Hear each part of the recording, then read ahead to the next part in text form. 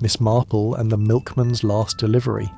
A very good evening to you, dear friends, and welcome once again to a cosy night at Warm Chapters. I'm Thomas, and there's nothing I enjoy more than these moments together, so get yourself nice and comfortable. The mystery is about to begin. Chapter 1. Early milk bottles in the pre-dawn hours. The cold had come in the night, as cold so often does in the first bitter days of February. Not violently, not with any theatrical flourish of wind or snow, but with the quiet, competent certainty of something that had no intention of being disputed. By 5 o'clock in the morning, St. Mary Mead lay beneath it like a village under a spell. The roofs were dulled with frost. The low garden walls wore a faint silver edge, and the lanes, still half hidden in darkness, had that peculiar stillness which belongs only to the hour before ordinary life resumes. The sky above the church tower was the colour of pewter, neither black nor pale, but suspended in a cold grey interval between night and day. At the far end of Meadow Lane, the bare branches of the old elm stood perfectly motionless. Not a bird called, not a door opened. Even the smoke from the first-lit kitchen fires rose reluctantly, thin and blue, as though unwilling to disturb the morning. Then, into that stillness came the first sound. It was not a loud sound. Had one been awake and lying warm beneath blankets, one might have heard it only faintly. A distant rumble, a soft creak, the iron complaint of wheels over frost-hardened ground. Then came a second sound, more definite and more familiar. The delicate chiming clink of glass bottles touching one another in their wooden crates. Ernest Hale had begun his round. There was nothing remarkable in that. Indeed, there was hardly anything in St. Mary Mead less remarkable than Ernest Hale beginning his milk round before dawn. He had done so in every kind of weather for more than 12 years, and in that time he had come to occupy a position in village life, rather like the church clock or the post-box by the green. One did not discuss whether Ernest Hale would come. One expected him. He belonged to the pattern.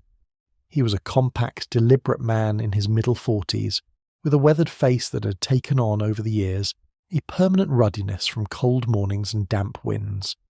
He wore the same dark jacket almost all year round, and in winter a woolen cap pulled low over his ears. He moved without fuss, wasting no gesture, pausing at each gate only as long as his task required. His round was not merely his work, it was, in its modest way, his pride. He knew every house, every gate, every step that tipped slightly in the frost, every latch that stuck, every household preference. Mrs. Alford liked extra cream on Saturdays.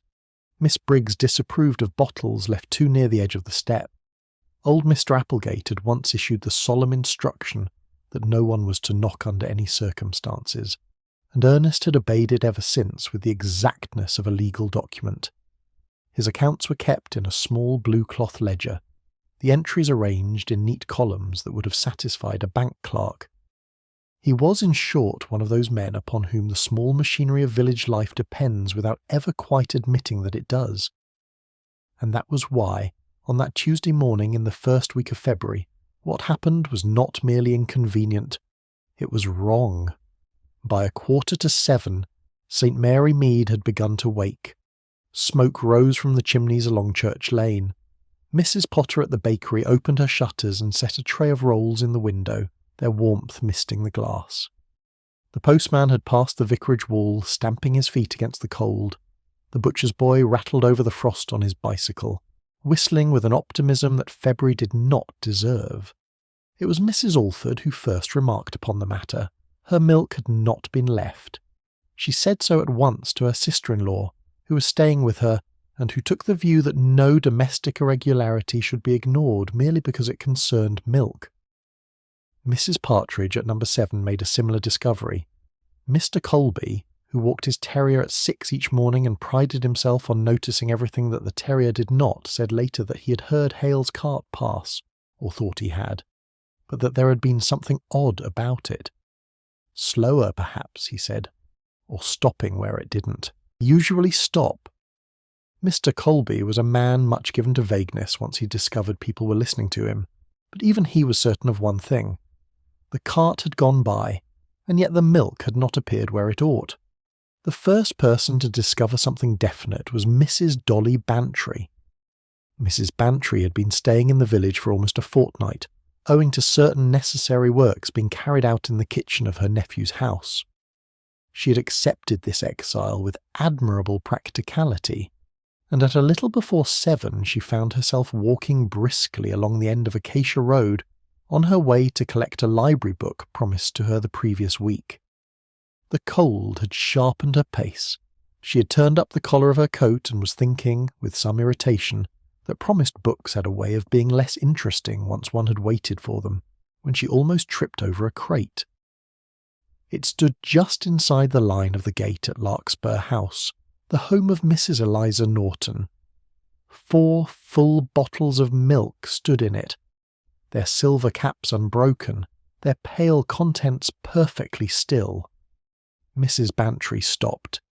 There are women who look at a thing and see only the thing itself. Mrs. Bantry was not one of them. She had a practical eye, an honest eye, and though she would not have claimed any detective brilliance for herself, she had long been acquainted with someone who possessed that quality in a most disconcerting degree. She looked first at the bottles, then at the gate. The gate was latched, then at the path beyond it.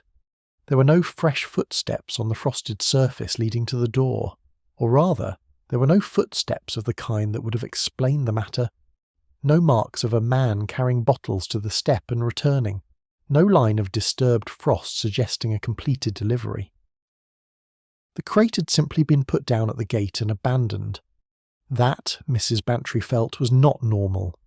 She remained still for a moment, the cold pressing against her cheeks, and then continued on her way. But she did not cease thinking about the crate. By the time she'd collected the library book and turned back along the high street, she had reached a firm and sensible conclusion. She would call on Miss Marple. Miss Jane Marple lived at Homewood Cottage, a modest and pleasant house at the quieter end of the village. In summer the garden was one of the prettiest in St. Mary Mead. In February it presented an aspect of disciplined waiting. Bare rose canes tied neatly, the path well swept, pots and tubs arranged with hopeful patience for spring. At 8 o'clock on a winter morning, Miss Marple could usually be found in her sitting room, seated near the window with a cup of tea, her knitting close at hand, and an air of mild readiness, as though she had long ago accepted that the world would bring what it chose, and that the proper response was to observe it carefully. She was a small, slender, upright woman in her middle 70s, with fine white hair and a face that age had refined rather than diminished. Her blue eyes were clear and steady.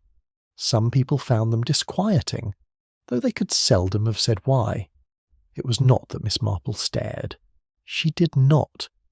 It was rather that she appeared to notice without seeming to notice, and to understand without the discourtesy of announcing that she had understood.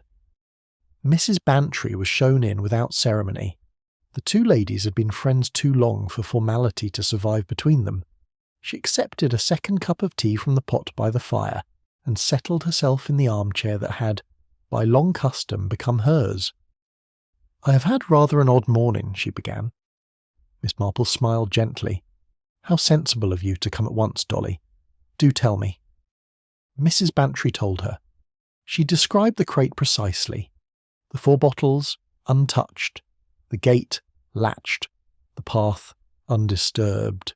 She repeated what she had heard from Mrs. Partridge, from Mrs. Alford, and from young Mrs. Eales at the shop, who had seen the milk cart come into the village but had not noticed it leave in the usual way.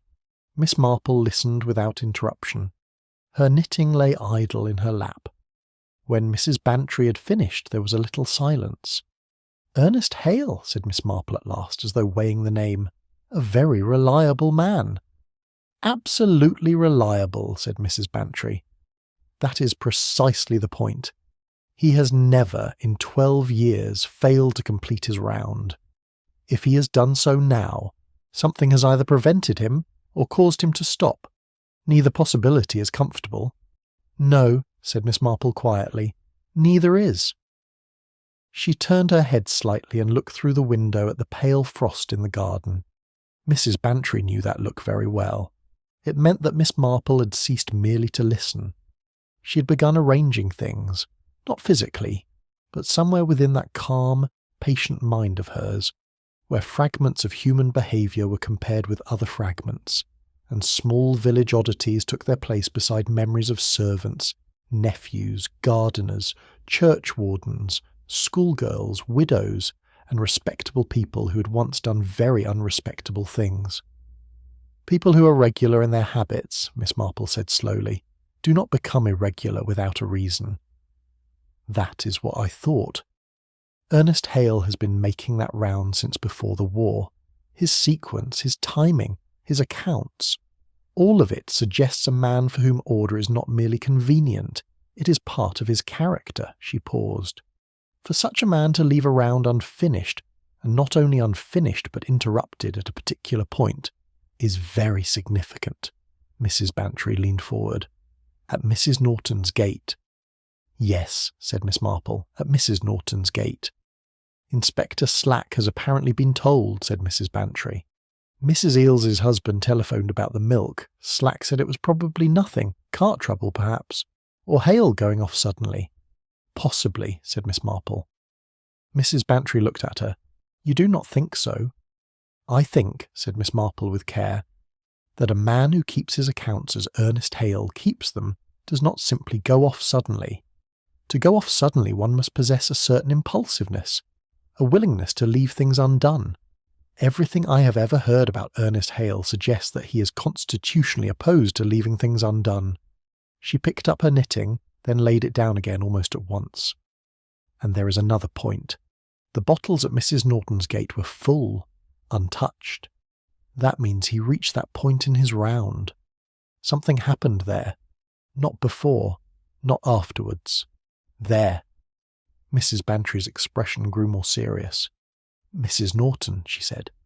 Miss Marple folded her hands quietly in her lap. Yes, Mrs. Norton. Outside, the frost had begun to soften under the first weak attempt at sunlight. The village proceeded, outwardly, as it always did. Smoke rose, bread was sold. The postmistress opened her second bundle of letters. Mrs. Alford's cat made its usual circuit of the garden wall with the solemnity of an official inspector. Everything appeared ordinary, and yet somewhere inside that ordinary morning one thread had been pulled loose. Miss Marple, sitting with her knitting and her clear blue eyes, had already begun to follow it. Chapter 2. A box left. Standing by the front gate. By 9 o'clock, the frost had withdrawn from the parts of St. Mary Mead touched by the pale morning sun, though it still clung stubbornly to the shaded side of the churchyard wall, and to the narrow lane running behind the old mill. The sky had not yet declared itself. It remained a flat February grey, of the sort that might become brightness by noon, snow by afternoon, or simply persist without imagination until evening. Mrs. Bantry, having finished her tea and spent a useful half-hour in Miss Marple's sitting-room, departed with the brisk air of a woman who had handed over a parcel to exactly the right person. Miss Marple remained where she was for a little while after her friend had gone. Her knitting resumed its place in her hands, but only briefly. The needles moved, paused, moved again, and then rested. She was not thinking about wool. At a little before 9 she rose and put on her coat. Miss Marple didn't hurry. She had never found hurry particularly useful. Over the course of a long and attentive life, she had observed that people in a hurry missed things, and that the things missed were often the very things that mattered. She wound her scarf neatly about her throat, located her gloves in a drawer where she herself had placed them 3 days earlier, and set out at a pace that suggested nothing more urgent than a mild morning walk. Acacia Road was a short and rather mixed street. There were 8 houses on one side and 6 on the other, connected to the High, street by a narrow passage between the newsagent's and the old solicitor's office. A few of the houses were Victorian villas of some substance. Others were smaller cottages of uncertain age, and at the far end stood a pair of semi-detached houses built in the 20s, with the hopeful symmetry of that period. Mrs. Norton's house was one of the villas, Larkspur House. The name appeared on a small brass plate fixed to the gate-post. The larkspur beds themselves, visible beyond the gate, were bare and orderly in the February cold. The crate was still there. That interested Miss Marple. It stood just where Mrs. Bantry had described it, close to the stone gate-post, the 4 milk bottles upright in their wire holders. The silver caps were undisturbed. A faint trace of frost still marked the outer curve of the nearest bottle, suggesting that it had been there for some time and had not been handled since the colder hour before dawn. The gate was latched. The path beyond it was clean. Indeed, it was more than clean. Miss Marple noticed that at once. The front path of Larkspur House had been attended to with a thoroughness unusual for that hour and that weather. It had not merely been swept, it had been scrubbed. Miss Marple stood quite still. She did not touch the crate. She rarely touched things before she had finished looking at them.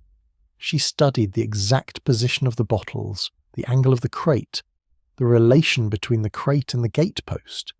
It had not been set down squarely, as a careful man would set down something he meant to leave there. It sat a little crooked, fractionally askew, as though placed in haste, or under distraction. A very small thing.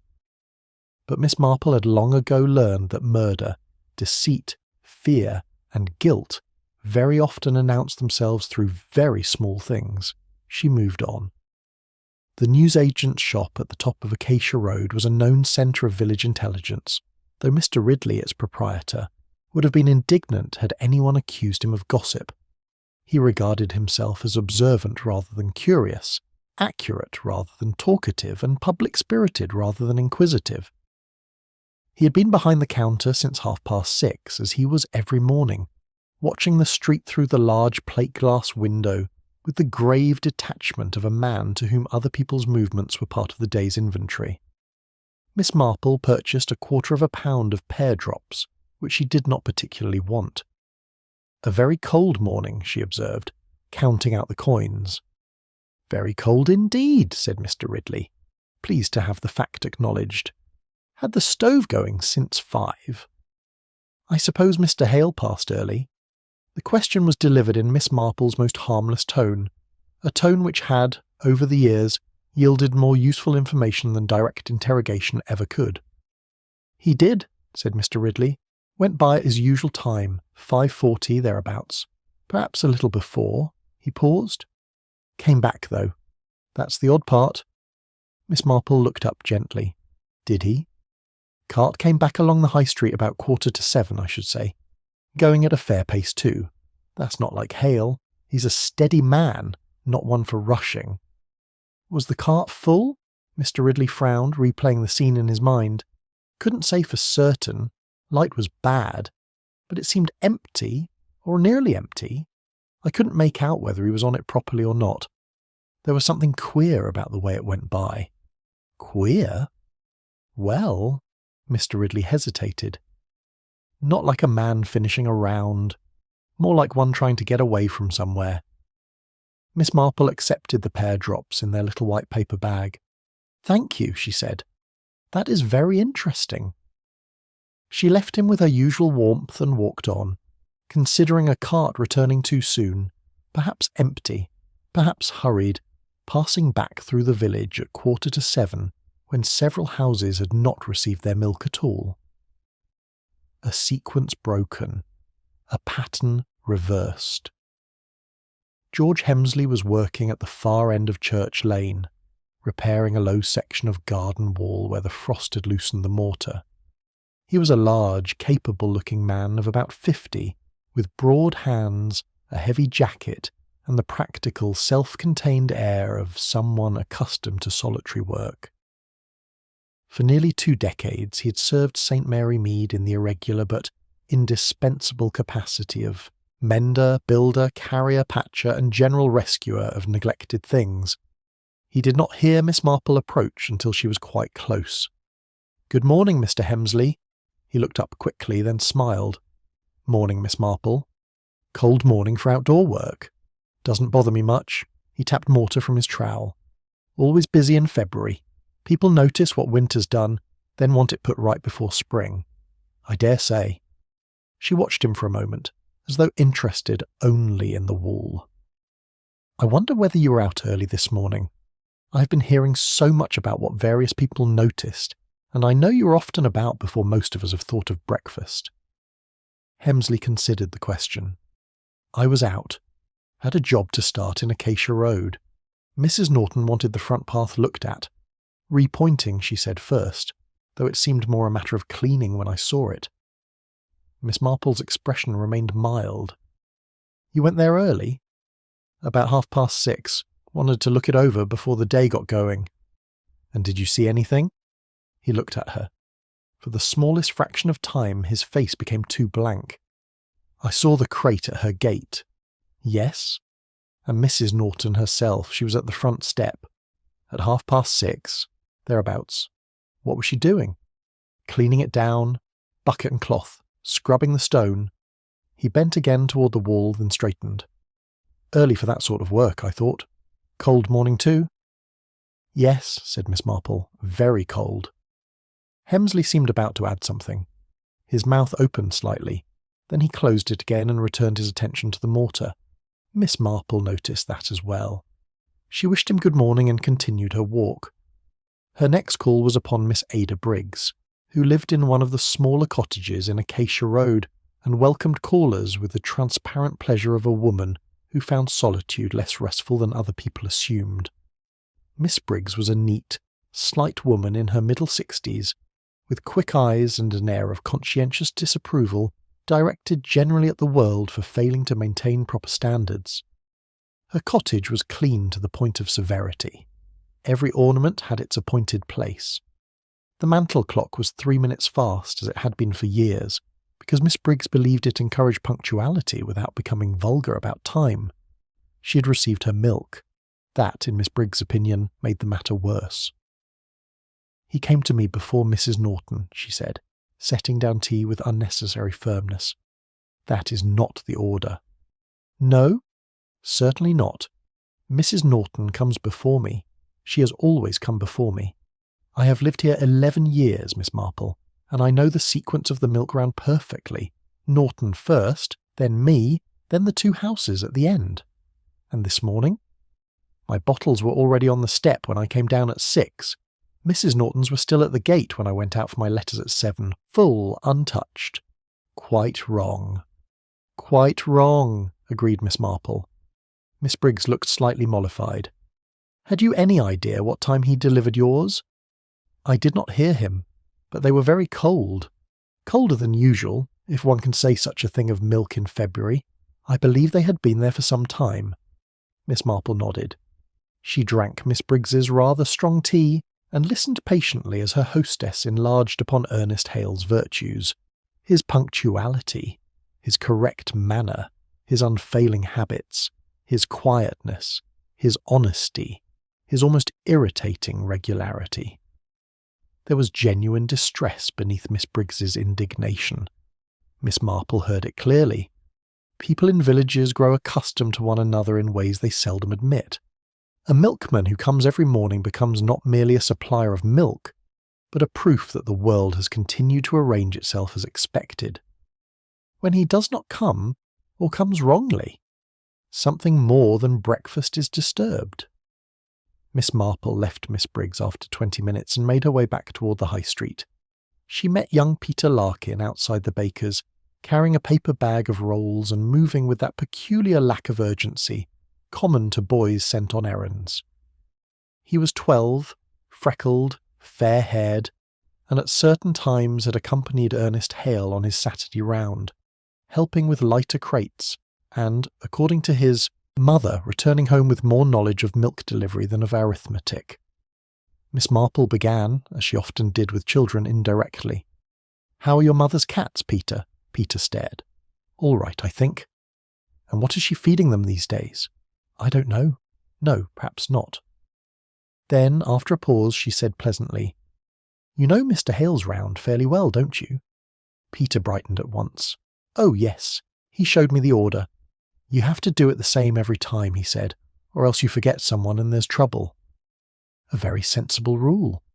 He was particular about it. "And Mrs. Norton comes before Miss Briggs?" "Oh, yes," said Peter immediately. "Norton first, then Briggs, then the two houses at the end." He frowned suddenly. He said once it wasn't only about the road. Miss Marple looked at him with interest. What did he mean? Peter shrugged, trying to recover the memory. He said it was about gates and paths and steps, which ones you could manage with a full crate and which ones you couldn't. I didn't really understand. "No," said Miss Marple gently, "but that is very interesting all the same." She left him at the corner and walked home slowly. By then, the village had settled into its ordinary morning business. The butcher's door was open. Someone was shaking a mat behind the vicarage. A dog barked twice and stopped. The bell above the chemist's door rang with its usual thin cheerfulness. But Miss Marple no longer saw only the village. She saw a sequence. Ernest Hale reached Acacia Road before dawn. He delivered Miss Briggs's milk before Mrs. Norton's, reversing a habit of years. He left Mrs. Norton's crate not at the step, but at the gate. The bottles were full, the gate was latched, the path was scrubbed. Mrs. Norton had been seen cleaning her front step in the bitter cold at 6:30. Hale's cart returned too soon along the high street, perhaps empty, and moving faster than was natural for Ernest Hale. A man had stopped in the middle of a task. Miss Marple had said as much to Dolly Bantry earlier that morning. To stop in the middle of a task was sometimes more revealing than never beginning it at all. Now she was beginning to understand where the stopping had occurred. But why? That was the question she reserved for the moment, in the quiet chamber of her mind where the most important questions were kept. There was, she felt, a good deal yet to be learned about Mrs. Eliza Norton. Chapter 3. Miss Marple spots a round left incomplete. Inspector Slack arrived in St. Mary Mead at 11 o'clock, which by his own private reckoning was rather more promptly than the matter deserved. He was a tall, brisk man with a long chin, a quick step, and the habitual expression of one who had a great many more serious things to attend to elsewhere, but was being patient because patience, in his profession, was sometimes expected. He had served the district long enough to have formed a definite opinion about St. Mary Mead. It was a village, in his view, where small things were allowed to grow unnecessarily large. A missing garden fork could become, by lunchtime, a suspected burglary. A strange footprint near the vicarage might be discussed with the gravity of an international conspiracy. A misplaced parcel, a broken latch, or an unfamiliar motor car outside the Blue Boar could travel from house to house in a single morning, acquiring along the way a richness of detail which bore little relation to truth. And then there was Miss Marple. Inspector Slack had long ago concluded that Miss Marple possessed the most dangerous kind of mind, the kind which appeared harmless, gentle, and elderly, while quietly refusing to leave anything alone. She had a way of speaking about human nature that Slack found particularly trying. It was not that she was always wrong. That, unfortunately, was not the trouble. The trouble was that she was very often right. He stood now in Acacia Road, regarding the crate at Mrs. Norton's gate, with the expression of a man being invited to treat 4 bottles of milk as evidence. Miss Marple, by one of those coincidences that were not always entirely coincidental, had encountered him at almost the precise moment of his arrival, and had accompanied him to Larkspur House with an air of mild, neighbourly interest. "Hale's not at home," Slack said. "Not quite to her, and not quite to himself. Landlady says he went out at his usual time and hasn't come back. She isn't particularly concerned. Says he sometimes takes his time after the round." "Does she?" said Miss Marple thoughtfully. "And did she say whether he had seemed at all unlike himself in recent days?" Slack turned his head and looked at her with the weary tolerance of a man who had learned, through painful experience, that it was unwise to dismiss her too quickly. "She said he'd been a bit quiet." "Ah." "Which could mean anything. Or nothing," said Miss Marple pleasantly. Quite. He looked again at the crate. My view is simple enough. Man had some personal difficulty. Took himself off to deal with it.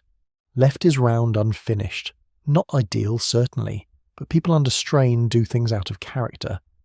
They do, agreed Miss Marple, though in my experience people act out of character in ways that are still very consistent with their character, if one looks closely enough. Slack gave her a look. Do they? Oh yes. A tidy person may do something desperate, but they will often do it tidily. A secretive person may panic, but usually in a secretive way. And a methodical man, even in distress, is very likely to remain methodical. Inspector Slack made a small noise which conveyed polite disagreement without committing him to an argument. I'll make a few inquiries, he said. He departed along Acacia Road with his usual purposeful stride. The stride of a man who knew where he was going, though perhaps not yet what he expected to find when he got there. Miss Marple remained a moment longer by the gate. The crate had not been moved. The bottles still stood there, pale and mute in their wire cradle. The sight of them, so ordinary and yet so wrong, had begun to exert on her mind a particular pressure. It was not the presence of the crate that mattered most. It was the incompleteness of it. Something had been begun. Something had not been finished. She walked home and consulted her notebook. It was a plain little notebook, grey-covered, with narrow-lined pages.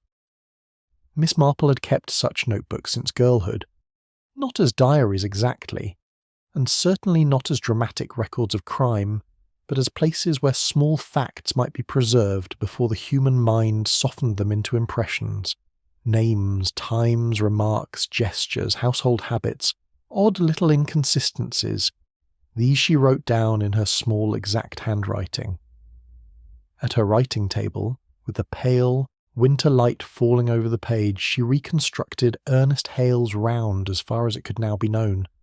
He had left the depot, a small lock-up arrangement near the end of Mill Road, at approximately 5 o'clock. His cart had been heard by Mr. Ridley near the top of the high street at about 20 minutes to 6, which placed him on schedule. He had then reached Acacia Road, and there the pattern broke.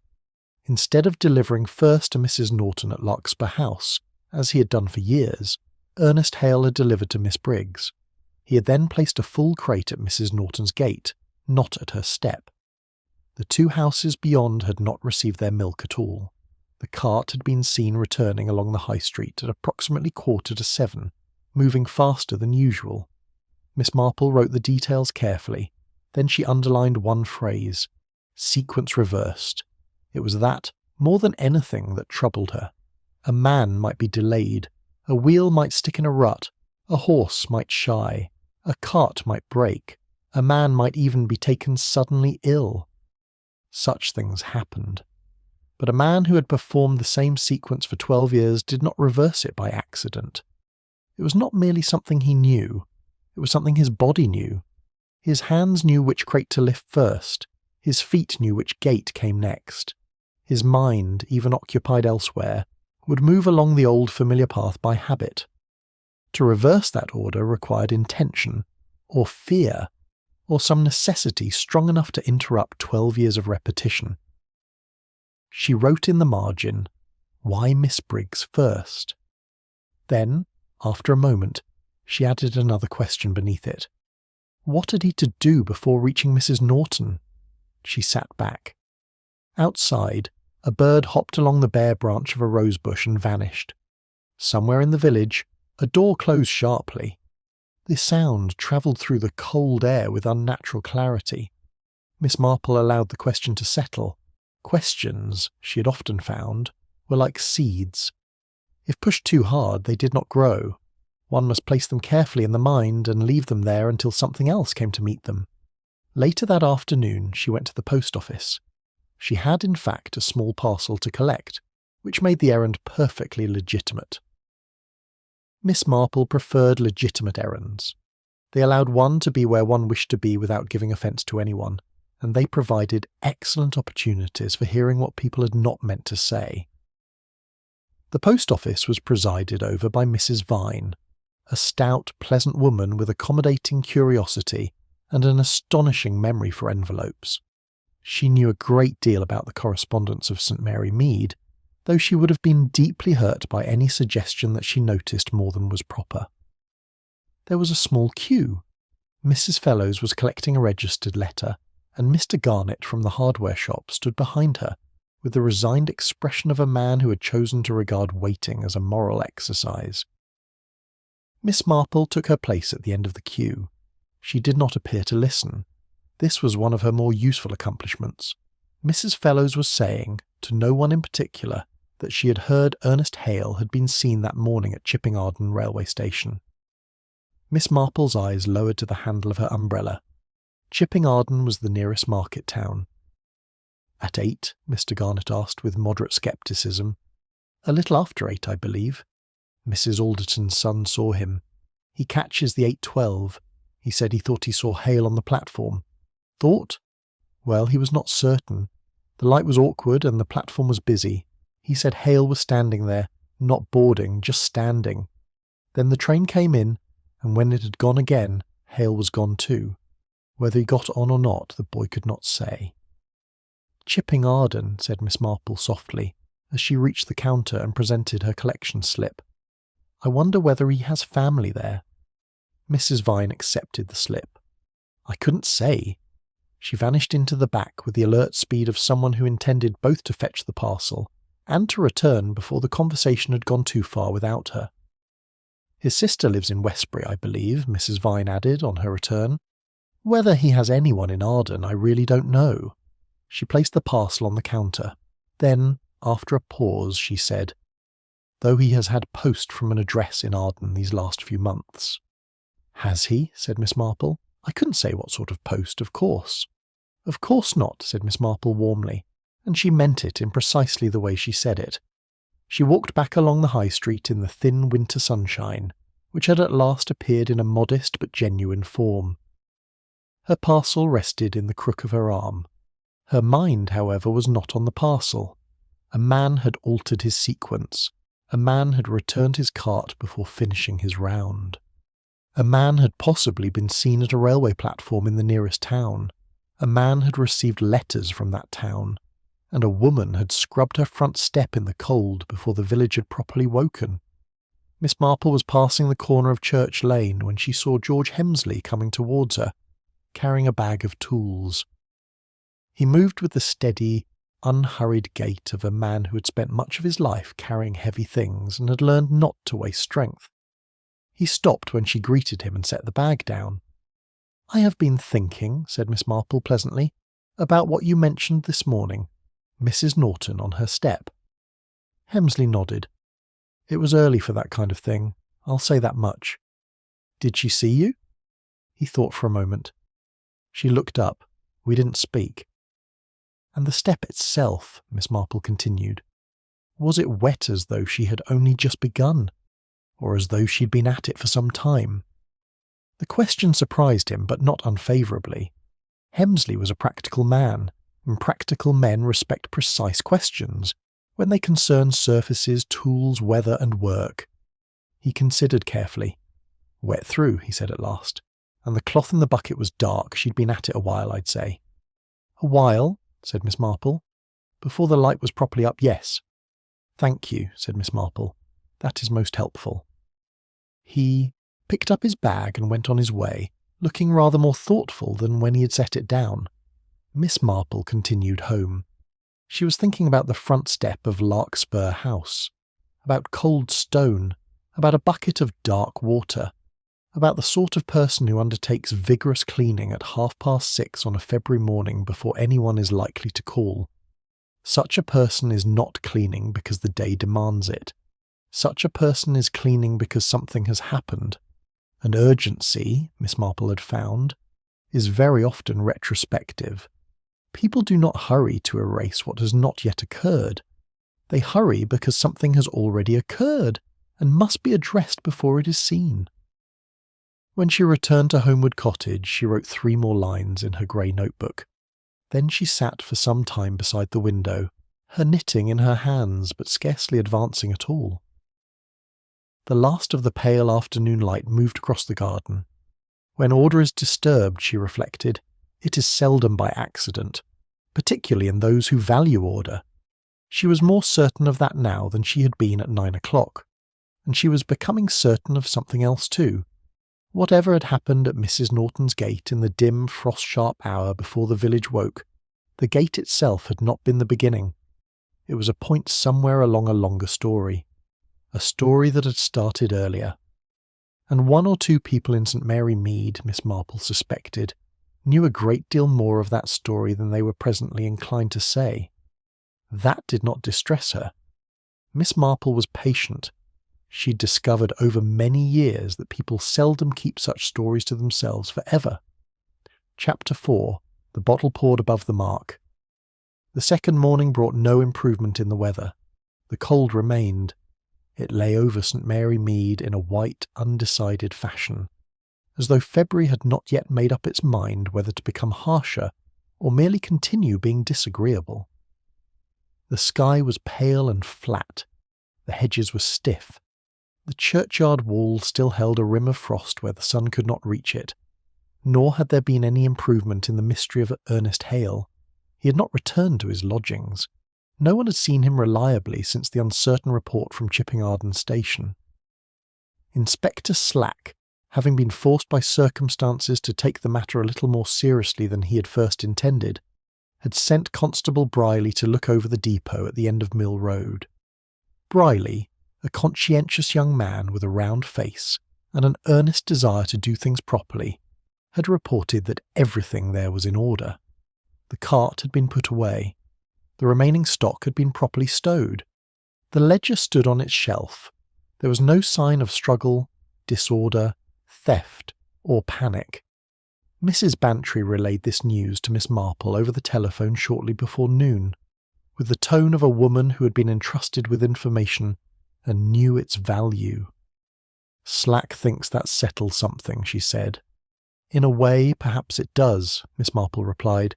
"You mean reassuringly?" "A man who puts his cart away before going wherever he went," said Miss Marple, "is a man who intended to leave things right behind him. That sounds reassuring. It may be, but you do not think so?" Miss Marple was silent for a moment. "It depends very much," she said, "on what one believes he was preparing to do." Mrs. Bantry gave a soft exclamation at the other end of the line. "Slack thinks it proves Hale simply walked off of his own accord." "Yes," said Miss Marple, "I rather thought he would." By then, Miss Marple had been considering the bottle. The matter of the bottle had reached her by a route so indirect that a less experienced person might have dismissed it as a village fuss. Miss Marple did not dismiss village fuss. A fuss, properly examined, frequently contained a fact. Mrs. Fellows had stopped her the previous afternoon near the churchyard gate.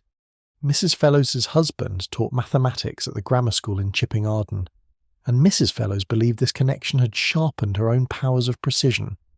She had noticed, she said, something quite definite.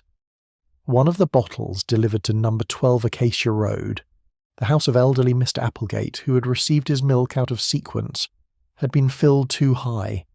Mr. Applegate was unsteady on his feet and had asked Mrs. Fellows to pour the milk for him.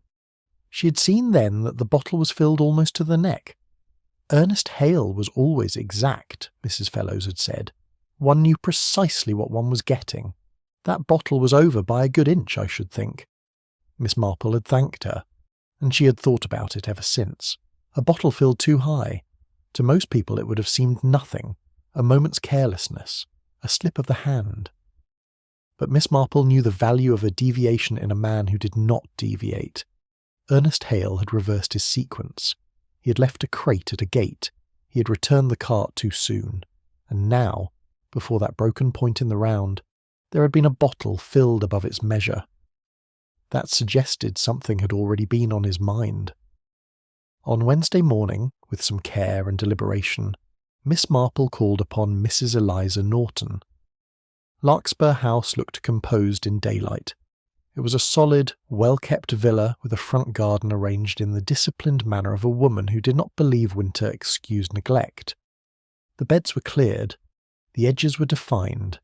The rose arch by the gate had been freshly painted, though most people, Miss Marple reflected, would have left such a task until spring. The brass plate on the gatepost had recently been polished. The step was very clean. Miss Marple noticed it before she rang the bell. The stone was not merely clean in the ordinary sense. It was paler than the stone around it, faintly roughened, as though it had been scrubbed with force. Very cold stone, washed hard, can sometimes show its treatment more plainly than the cleaner intends. Mrs. Norton opened the door herself. That, too, interested Miss Marple. It suggested that Mrs. Norton either did not keep a daily woman, or that the daily woman had not yet arrived, or, and this was perhaps the most likely, that Mrs. Norton preferred to know exactly who came to her door. She was a tall woman in her middle 50s, handsome in a controlled and deliberate way. Her dark hair had greyed elegantly, her features were regular, her clothes well chosen. A tweed skirt, a deep blue cardigan, a small brooch pinned precisely at the throat. Her eyes were dark and quick. They took in Miss Marple, the morning, the gate, and perhaps the reason for the call, all in a single glance. "Miss Marple," she said. There was no surprise in her voice.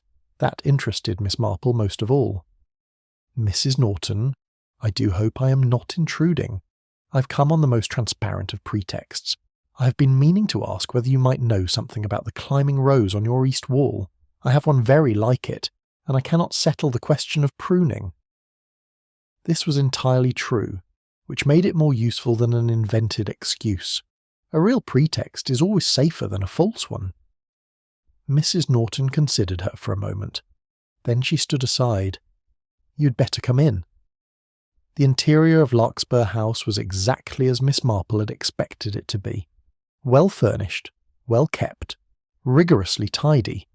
Each object seemed to occupy not merely a place, but the correct place. The curtains were good. The china cabinet was polished. The writing desk near the window held only a small clock and a pen stand, both placed with measured exactness. There were no newspapers left casually aside, no letters half opened, no shawl thrown over a chair. It was the home of someone who valued order not as decoration, but as protection. In the circumstances, that was instructive. They sat in the front parlour with the modest formality of two women who did not know one another well, but were perfectly capable of managing the encounter. Mrs. Norton poured coffee from a pot that had evidently been made shortly before Miss Marple's arrival. Whether that was coincidence, preparation, or habit, Miss Marple did not yet decide. "The rose," said Mrs. Norton with the air of a woman who had chosen to be accommodating, "is a Gloire de Dijon, I believe, though I inherited it rather than planted it. I leave the east wall until March. Frost damage is easier to judge once the worst of the cold has passed." "Very sensible," said Miss Marple warmly. "I have always pruned too early and regretted it." They spoke of roses for several minutes with perfect sincerity. Miss Marple liked roses. Mrs. Norton evidently knew them, and roses, like gossip, can lead one by gentle degrees to matters of greater consequence. While they spoke, Miss Marple observed, Mrs. Norton's hands were capable hands, careful and composed. When she discussed the rose, they were still. When Miss Marple remarked, with the mildest possible sympathy, that it had been such a strange morning yesterday, what with poor Mr. Hale's round left unfinished and the whole village talking of nothing else, the hands tightened almost imperceptibly around the coffee cup, then relaxed. "A nuisance," said Mrs. Norton. "I had to send to the shop for milk. It disrupted my morning considerably." "Of course it did," said Miss Marple. "And the crate left at your gate. That must have been tiresome too, sitting there all morning." "It was collected eventually. By the dairy. I took it in myself." "Ah, and the bottle's still full. Such a waste." Mrs. Norton said nothing. Miss Marple looked down into her coffee.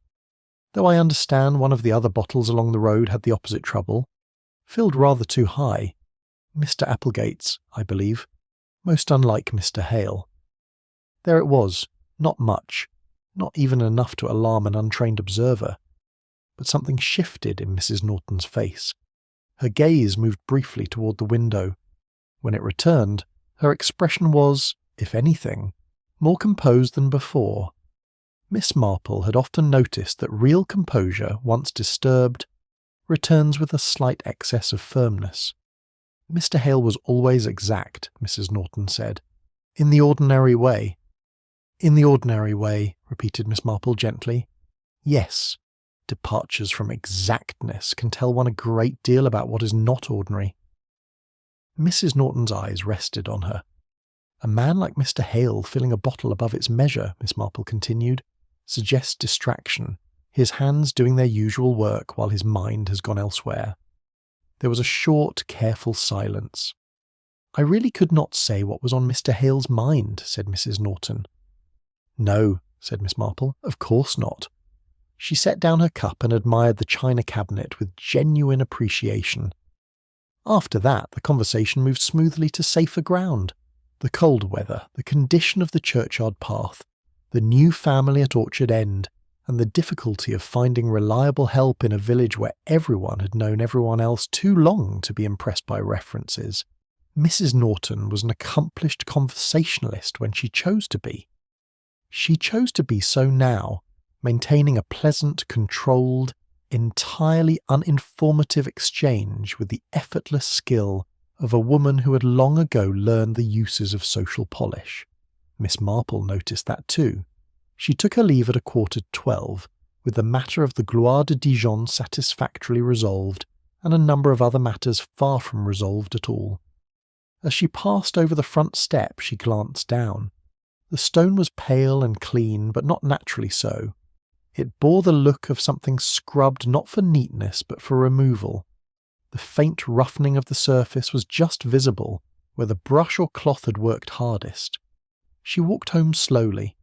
The bottle filled too high remained in her mind. To give more than the measure might seem generous, but Ernest Hale was not careless and not casual. A bottle too full suggested haste, distraction, or a mind divided from the hands. A man performing his task by habit while thinking of something else, something approaching, something decided, something waiting at a particular gate. She thought again of the broken sequence. Why go to Miss Briggs first? Miss Briggs was a woman who noticed everything. She knew the order of delivery. She would have remarked at once upon a crate, a note, a parcel, a bottle out of place, a small thing left or taken where it ought not to be. So perhaps Ernest Hale had not merely wished to avoid being seen by Miss Briggs. Perhaps he had wished Miss Briggs to see something, or perhaps he had needed to remove something before she did. Miss Marple paused near her own gate and looked back down the village street. The first suggestion of cloud had begun to gather above the church tower. A faint wind moved through the bare rose canes in her garden. She took off her gloves slowly. The question had changed. It was no longer only what happened at Mrs. Norton's gate. It was also what had Ernest Hale needed to take or leave before he reached it. Chapter 5. A slip of paper tucked under the rim. Miss Ada Briggs had been expecting a visit. This was not in itself remarkable. Miss Briggs was the sort of woman who expected things. She expected the milk to arrive in its proper order. She expected the first post to come at the correct hour. She expected tradesmen to do what they had said they would do, and neighbours to remember what they had previously implied. Most of all, she expected that when she possessed a piece of information worth knowing, someone with the wit to value it would eventually come and ask for it. For the better part of 2 days, Miss Briggs had been sitting with such a piece of information, and the sitting had begun to weigh upon her. She was a woman of conscientious habits and unshared knowledge. When it concerned another person's welfare, made her feel as though she had left a drawer open or a letter unanswered. So when Miss Marple appeared at her gate on Wednesday afternoon, Miss Briggs had the front door open before the latch had quite finished clicking. "I thought you might come," she said by way of greeting. She stood back at once, admitting her caller with the air of a woman who had already arranged the fire, the tea, and the moral justification for the conversation. She had, in fact, arranged the tea. A pot stood on the parlour table, still reasonably fresh, beside a tin of shortbread. This suggested that Miss Briggs had revised her estimate of Miss Marple's arrival time at least once, and had decided that, if necessary, tea could be replaced, but the occasion must not be missed. Miss Marple settled into the chair she had occupied 2 days earlier. The fire was very welcome after the February cold, and she accepted her cup with genuine gratitude. "You have something to tell me," said Miss Marple. It was spoken not as a question, but as a gentle observation. Miss Briggs folded her hands in her lap. "I have been considering whether to go to Inspector Slag." "That would be very proper." "Yes," said Miss Briggs, "but I have never managed to say anything useful to Inspector Slag. He always seems to have decided beforehand which things are useful, and anything that does not support his existing opinion is put aside rather briskly." Miss Marple's eyes twinkled faintly. "That can be a little discouraging." "It is extremely discouraging," said Miss Briggs. "I thought perhaps you might have a more open approach. I shall certainly try." Miss Briggs rose and went to the writing desk against the far wall.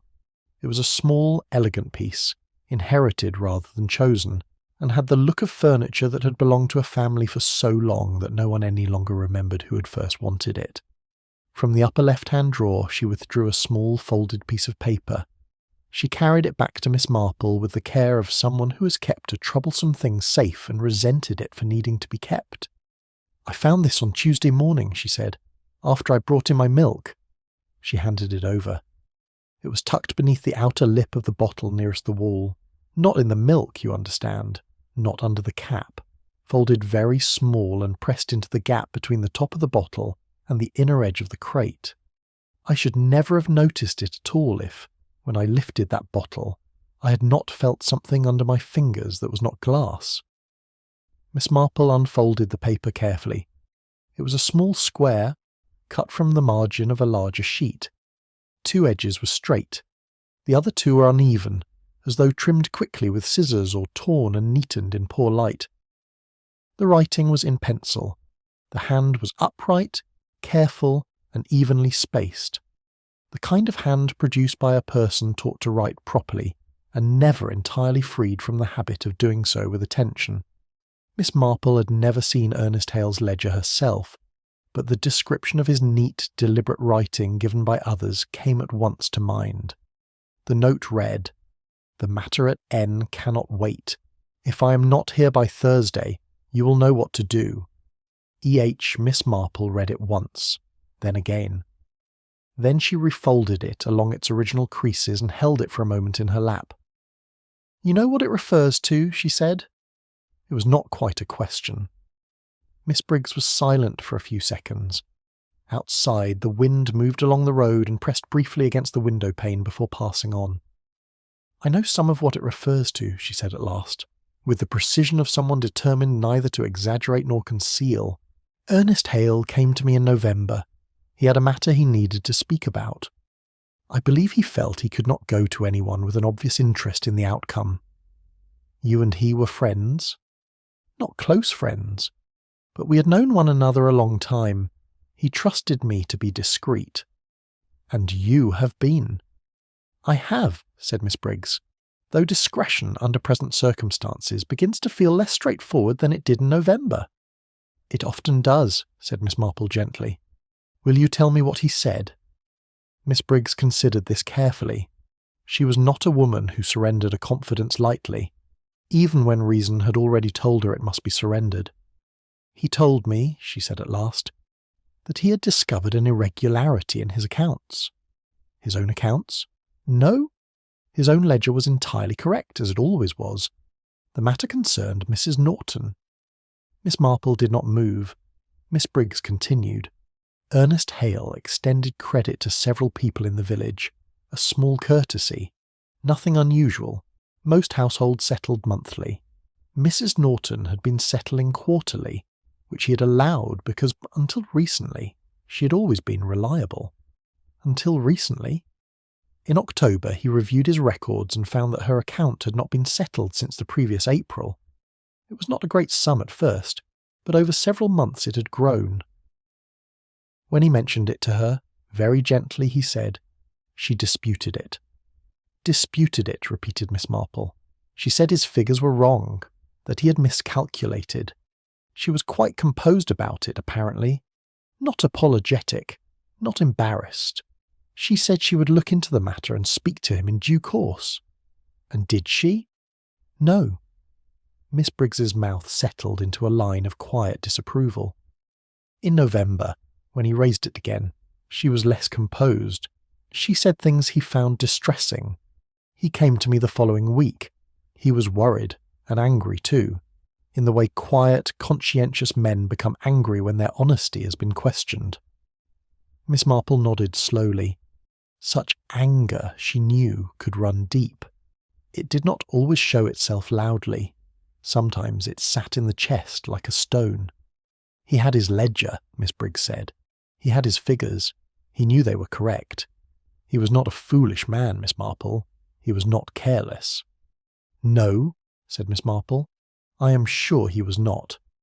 He asked me to know that the dispute existed, not to act, not then, only to know. He said he was not certain how it would resolve itself, but that he intended to speak to Mrs. Norton again.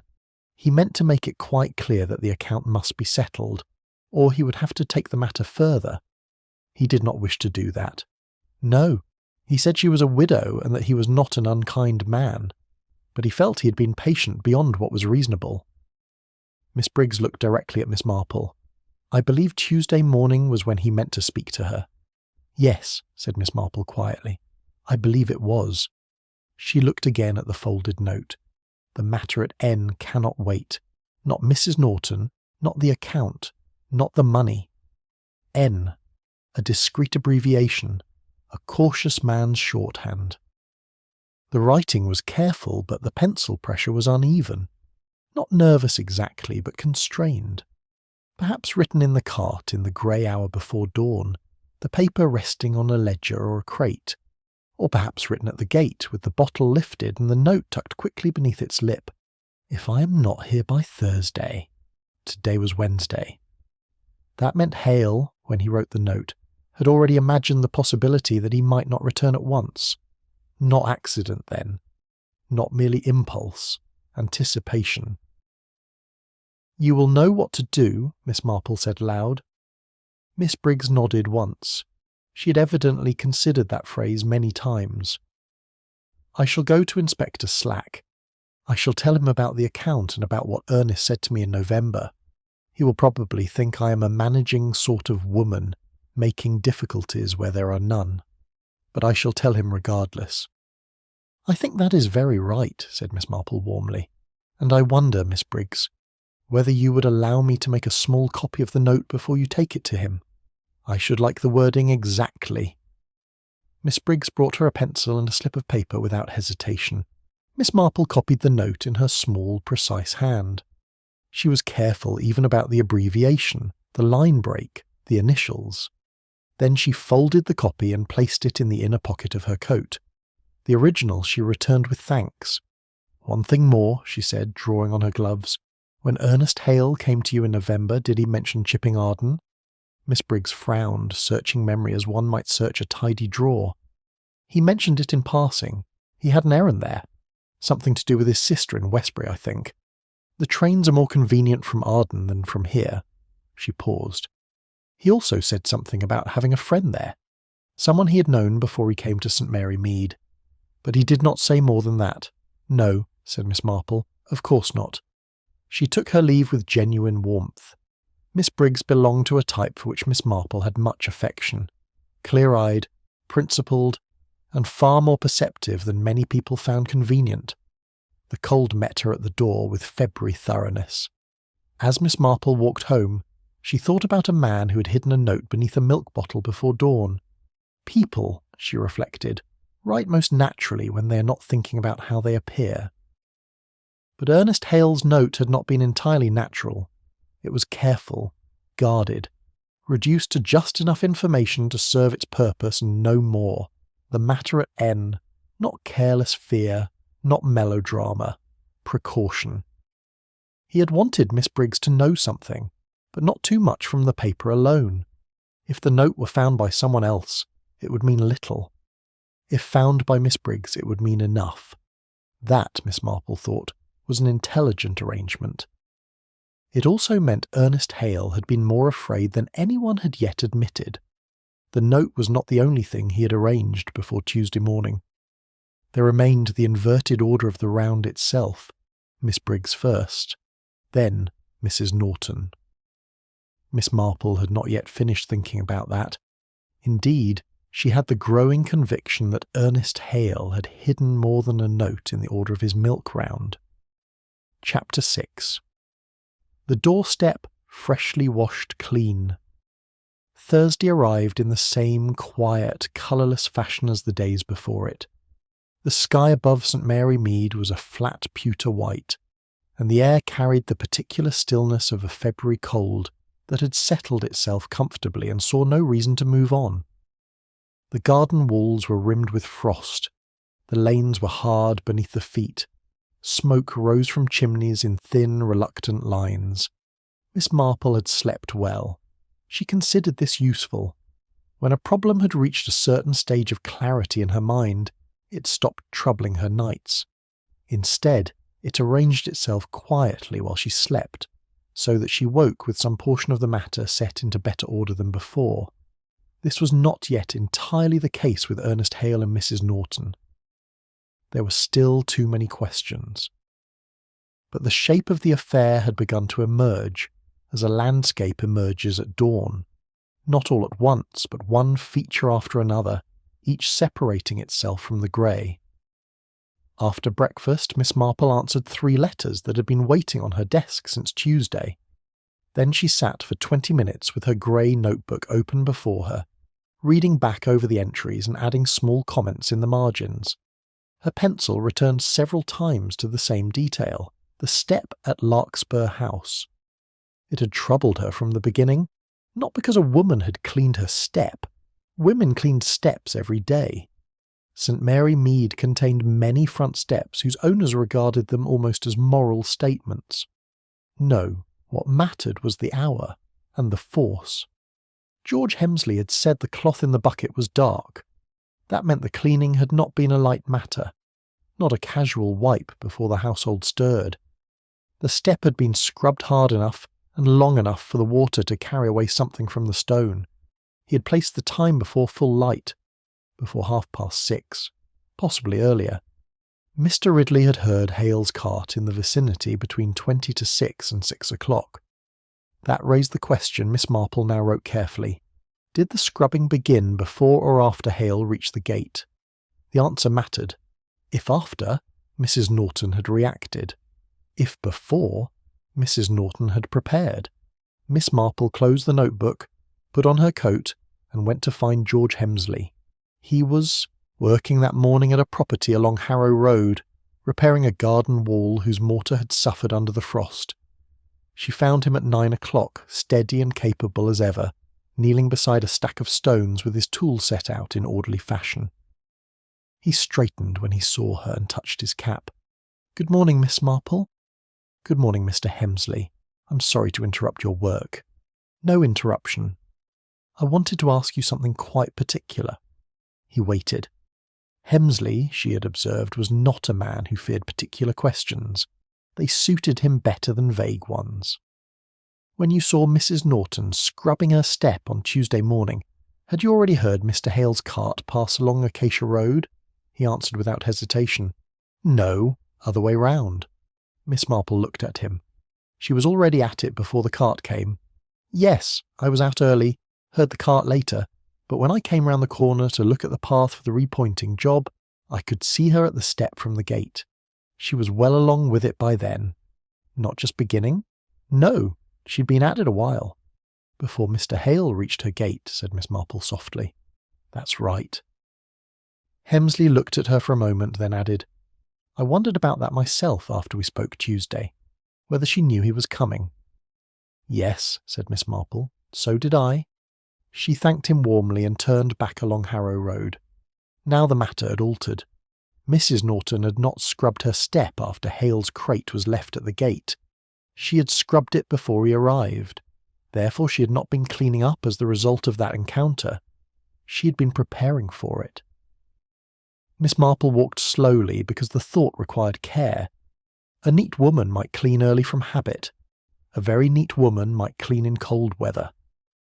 But a woman scrubbing hard in the dark before dawn, before a particular man arrived to confront her about a particular matter, was not merely house-proud. The note beneath the bottle, the reversed order of the round, the scrubbed step before first light, these were not accidental fragments. They were preparations made by two people moving toward the same appointment, each aware that Tuesday morning mattered. Ernest Hale had prepared by leaving a warning. Mrs. Norton had prepared by removing something. The question was, what? Mrs. Norton was in her garden when Miss Marple turned into Acacia Road a little after 10.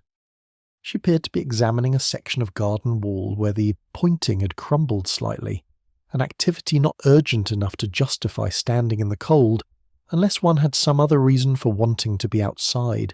She looked up as Miss Marple approached, and her expression held the same composed lack of surprise as on the previous day. Miss Marple filed that away. "Miss Marple," said Mrs. Norton. Then, after a pause that suggested a decision made in the moment, or perhaps during the night, she added, "Would you come in?" The parlour seemed warmer than it had on Wednesday. The fire had been built up, its glow steady behind the grate. There was no coffee this time, no pretext of roses, no careful hospitality arranged as defence. Mrs. Norton sat opposite Miss Marple and folded her hands in her lap. "You have been speaking to people," she said. "I have," said Miss Marple, "and you have formed a view of the matter." "Part of a view," said Miss Marple carefully. "There are still things I do not understand. I had hoped you might help me with them." For a moment neither woman spoke. The little clock on the mantel ticked with tidy punctuality. Beyond the window a blackbird ran along the path, paused, and vanished under the hedge. "The step," said Miss Marple at last, in the tone of one raising a minor domestic issue.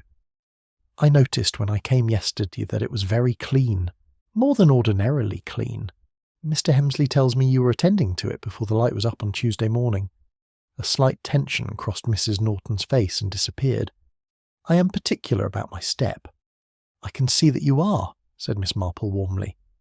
"And it is a quality I admire. My own step is never as well attended to as it ought to be." Mrs. Norton said nothing. "But I noticed something else," Miss Marple continued, with the mild persistence that made her so difficult to evade. "The stone is slightly paler than the surround, not just washed, scrubbed, with considerable determination. In cold weather, stone does not give up what it holds without effort. The silence that followed was not hostile, it had weight." Mrs. Norton looked down at her folded hands. "There was a spillage," she said at last. Her voice was steady, her expression was composed, but her hands were clasped very tightly now.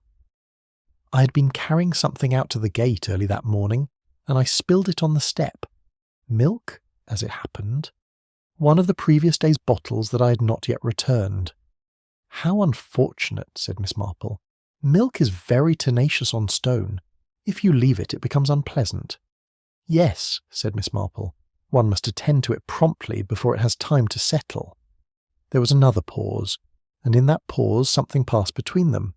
Not accusation, not confession, but a mutual recognition that one explanation had been offered, and not entirely accepted. Miss Marple did not press. She had long ago decided that pressing people toward corners often made them less truthful, not more. The truth, if approached too directly, could retreat behind pride, fear, or resentment. It was usually better to make room for it and allow it to come forward. "Mr. Hale had been concerned about his account with you," she said gently. "He mentioned it to at least one person in the village. I believe he came to speak to you about it on Tuesday morning." Mrs. Norton looked toward the fire. "Yes," she said after a moment. "He did." "And you spoke together?" "We had a disagreement." Her mouth tightened faintly. "It became rather more heated than I had intended." "Did he leave?" "Yes." "Do you know where he went?" "No." "But you were not surprised that he left?" Mrs. Norton did not answer at once. Then she said, "No, I was not surprised." Miss Marple looked at the woman across from her with compassion, though not with sentiment. Mrs. Norton was not, she thought, a foolish woman, nor perhaps an inherently unkind one, but she was proud, and pride, especially in a person who has built a life upon self-command, can become a dangerous master. The unpaid account, the refusal to acknowledge it, the dark early preparation, the carefully cleaned step. These were not the actions of a woman at ease with herself. They were the actions of someone who had committed herself to a position and could see no graceful way of retreating from it. "Cleanliness," said Miss Marple softly, "is a very admirable thing, but sometimes, I think, it is undertaken for reasons that have less to do with tidiness than with the wish that something had not happened." Mrs. Norton looked at her then. For one brief instant her expression was unguarded, not broken, not frightened exactly, but exposed. The composure did not fall away so much as pause, as though the effort of maintaining it had momentarily exceeded her strength. Then it returned, quietly, with dignity. "The account," Mrs. Norton said. "I will see to the account." "I am very glad to hear it," said Miss Marple. She waited a moment. "And Mr. Hale?" Mrs. Norton's eyes did not move. "I think," Miss Marple continued, "it would set a good many minds at rest to know that he is well. If you have any way of sending word that the matter is to be resolved, he might feel able to return." Something shifted in Mrs. Norton's face. Not quite acknowledgement, not quite relief, something between the two. She was silent for several seconds. Then she said quietly, "I will consider it." Miss Marple rose. She thanked Mrs. Norton for her time, said something kind and sincere about the Gloire de Dijon rose, and took her leave. At the front door she passed again over the pale scrubbed step. She glanced down at it, not because she expected it to tell her anything new, but because it had already told her a good deal. It had spoken in the language of cold stone, dark water, and early fear. As she walked back along Acacia Road in the thin morning light, Miss Marple thought not of what Mrs. Norton claimed had been spilled there. She had her own view of that, and it was not milk. What mattered more was the scrubbing itself, the hour, the cold, the effort, the urgency before the village stirred. It meant that Mrs. Norton had known exactly what she wished to have behind her before the day began. It meant she understood that certain things once seen cannot be unseen. Miss Marple understood this perfectly. It was Mrs. Norton's difficulty, and in the end, quite possibly her salvation. Chapter 7. Words, drifting through the morning chill. Thursday afternoon brought a change in the weather, though not a dramatic one. The flat white sky softened very slightly toward the west, and by 2 o'clock there was a suggestion, no more than a suggestion, of something gentler moving in from that direction. February is fond of such promises. Sometimes they precede a thaw. More often they precede nothing at all. The cold remained absolute. On the north-facing wall of the churchyard, the frost had not retreated by so much as an inch. Miss Marple spent the early part of the afternoon at home. This was not to say she spent it idly.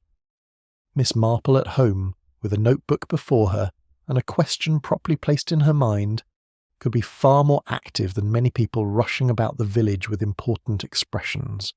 She sat at her writing table with the grey notebook open, and Ernest Hale's copied note beside it. She was thinking about voices.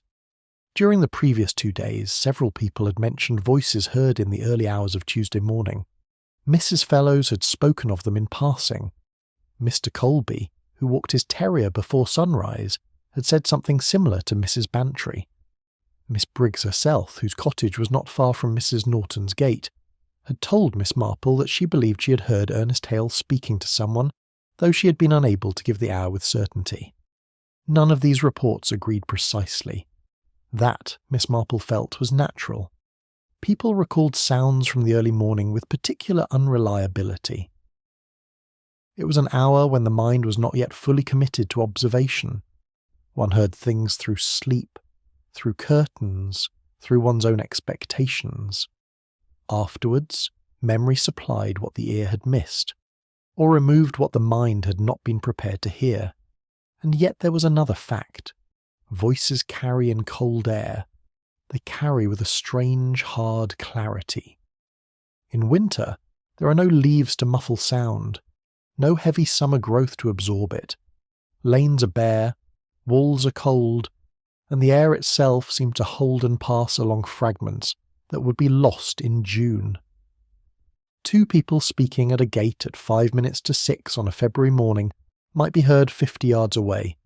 They might be heard behind a closed window. They might reach the upper room of a house where someone had woken early and lay still, listening without intending to listen. Miss Marple closed the notebook, put on her coat, and went to call on Miss Briggs again. Miss Briggs was in her kitchen when Miss Marple arrived, engaged in the serious business of making vegetable soup. The ingredients set out on the table suggested not improvisation, but planning. Miss Briggs was not a woman who allowed even soup to happen casually. She admitted Miss Marple with the practical hospitality of someone who had expected a second visit, and did not intend to pretend otherwise. She lowered the flame beneath the pot and led the way to the parlour.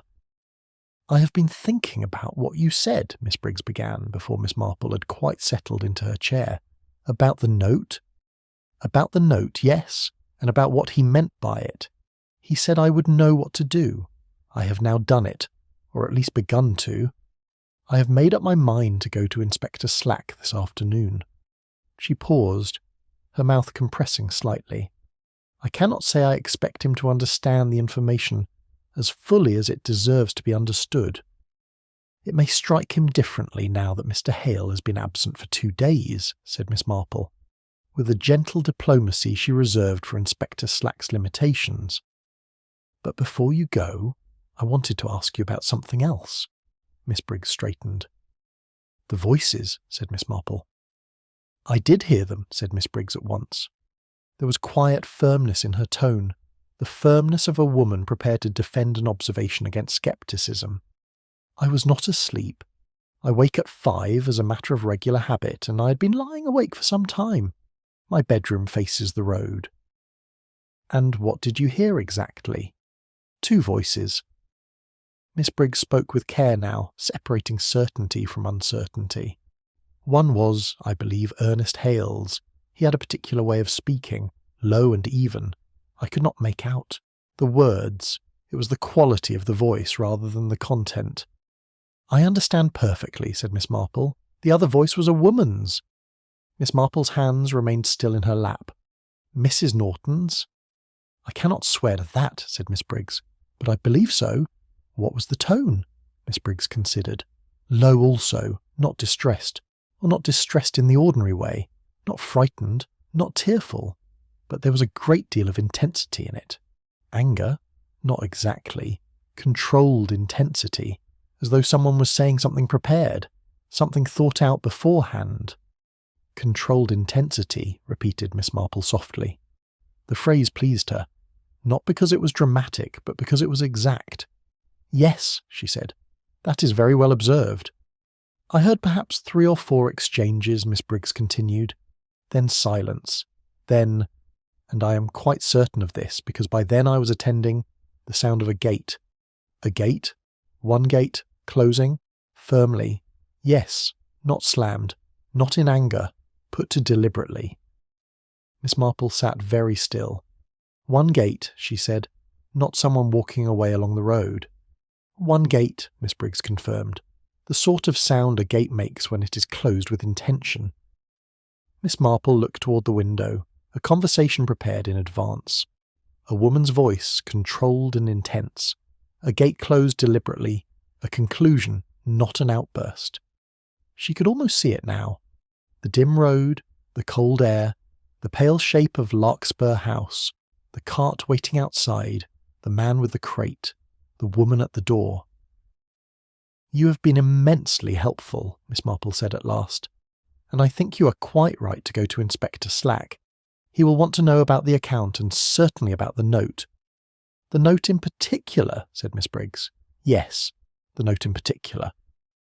Miss Briggs collected her coat and handbag with the purposeful air of a woman who had been waiting 48 hours to take action and was relieved that the moral hour had finally arrived. Miss Marple left her to it and walked back along the high street through the pale afternoon.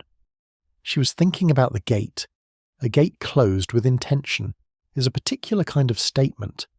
It belongs to the small vocabulary of private resolutions. Things decided, things ended, things carried out in the space between one breath and the next, before the world begins watching. Hale had closed the gate. Miss Marple was almost certain of that. Not Mrs. Norton. Mrs. Norton would have gone back inside. And if Mrs. Norton had remained at or near the door, as everything suggested, then Hale must have gone through the gate, approached the house, put down the crate somewhere along the path or near the step, and spoken to her face to face. He had not merely called from the road. He had entered. He had spoken. Then he had returned through the gate, closed it behind him, and gone back to the cart. But why had the crate been left at the gate? Miss Marple paused at the corner of Church Lane. There was something there, something nearly clear. She took out her grey notebook and made a brief note while standing in the cold, because certain thoughts, unless fixed at once, have a way of dissolving before one reaches home. Gate opened. Conversation near door. Gate closed after. Crate later found at gate, not step. Therefore, crate moved. By whom? Or carried back and abandoned? She stood a moment longer, the pencil still in her gloved hand. Then another thought came. Hale's delivery list had been in the wrong order. That mattered more now. If the list had been written before the round, its wrong order might have reflected intention. But if written after the conversation, after the gate, after the shock of whatever had occurred, then it was not a plan at all. It was a record of a disrupted morning. She wrote again. List may have been written after events, in the order actually done, not intended. She put the notebook away and walked on. Now she was thinking of what George Hemsley had said. He had heard the cart come along Acacia Road. When he rounded the corner shortly afterwards, he saw Mrs. Norton already at the step, and she had been well into her work by then. Cloth dark in the bucket, stone wet through. If she had scrubbed before Hale arrived, as Hemsley later believed, where had she begun? Not necessarily at the door. People cleaning an ordinary step begin where they stand, but people removing something often begin where the mark begins. Miss Marple pictured the path, the gate, the path inward, the step. A woman in the dim cold with a bucket and cloth, working not outward from the door, but inward from the gate, from the place where something had first been visible, working toward the house, from gate to step, from outside in. Miss Marple walked the last 100 yards to Homewood Cottage at a slightly increased pace, which, for her, represented something close to urgency. She went directly to her writing table. There she opened the notebook and read back everything she had recorded since Tuesday morning. The crate, the gate, the reversed sequence, the two-full bottle, the scrubbed stone, the note, the account, the possible sighting at Chipping Arden, the voices, the single gate closing. For a long time she sat in the quiet of the afternoon. The village continued around her in its ordinary Thursday fashion. Mr. Garnett's delivery van passed along the road. Mrs. Vine's cat sat in the post office window with the magnificent indifference common to cats. The church clock struck 3 with the measured deliberateness of something that had been striking 3 on Thursday afternoons for a very long time, and saw no reason to alter its style. When Mrs. Bantry telephoned at 3, as she did with the reliable warmth of a woman who considered friendship a practical matter, requiring regular maintenance, Miss Marple answered with a preoccupied quality in her voice. Mrs. Bantry recognised it at once. "You've got at it," she said. "I have got at rather a lot of it," said Miss Marple, "though not quite all." "The woman at the gate?"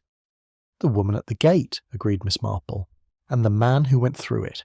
and what passed between them in the dark. You know what passed between them? I believe I am beginning to understand. There was a pause. Outside the window, the winter sun lay across the garden in thin, flat bars, already declining as February sunlight does, with the air of having other commitments and no intention of lingering. Voices travel curiously in cold air, Miss Marple said, more to herself than to Mrs. Bantry. One often hears what one expects, but sometimes, if one listens without expectation, one hears something more useful. What? Something said very carefully by a person who knew there was a chance of being overheard. You think Mrs. Norton knew? I think Mrs. Norton is a woman of considerable foresight, said Miss Marple, and I think she prepared for Tuesday morning very thoroughly. But not for everything? No, said Miss Marple quietly. And there, in her voice, was the tone Mrs. Bantry knew well, the tone that meant Miss Marple was very near the heart of the matter. Whether she prepared for quite everything that Tuesday morning brought, Miss Marple added, is another question entirely.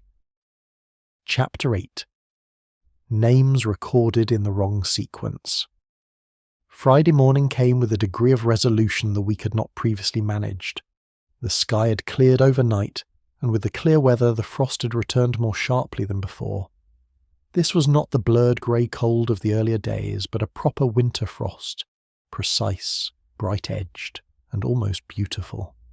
It made the grass brittle, traced the branches in white, and caught the early sun in points of cold brightness. Miss Marple, looking out at her garden before breakfast, found the sight rather cheering.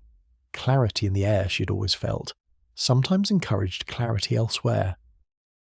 By the previous evening 2 pieces of information had reached her. She was not yet ready to act upon either, but both had settled at the back of her mind with the weight of things that would shortly become important.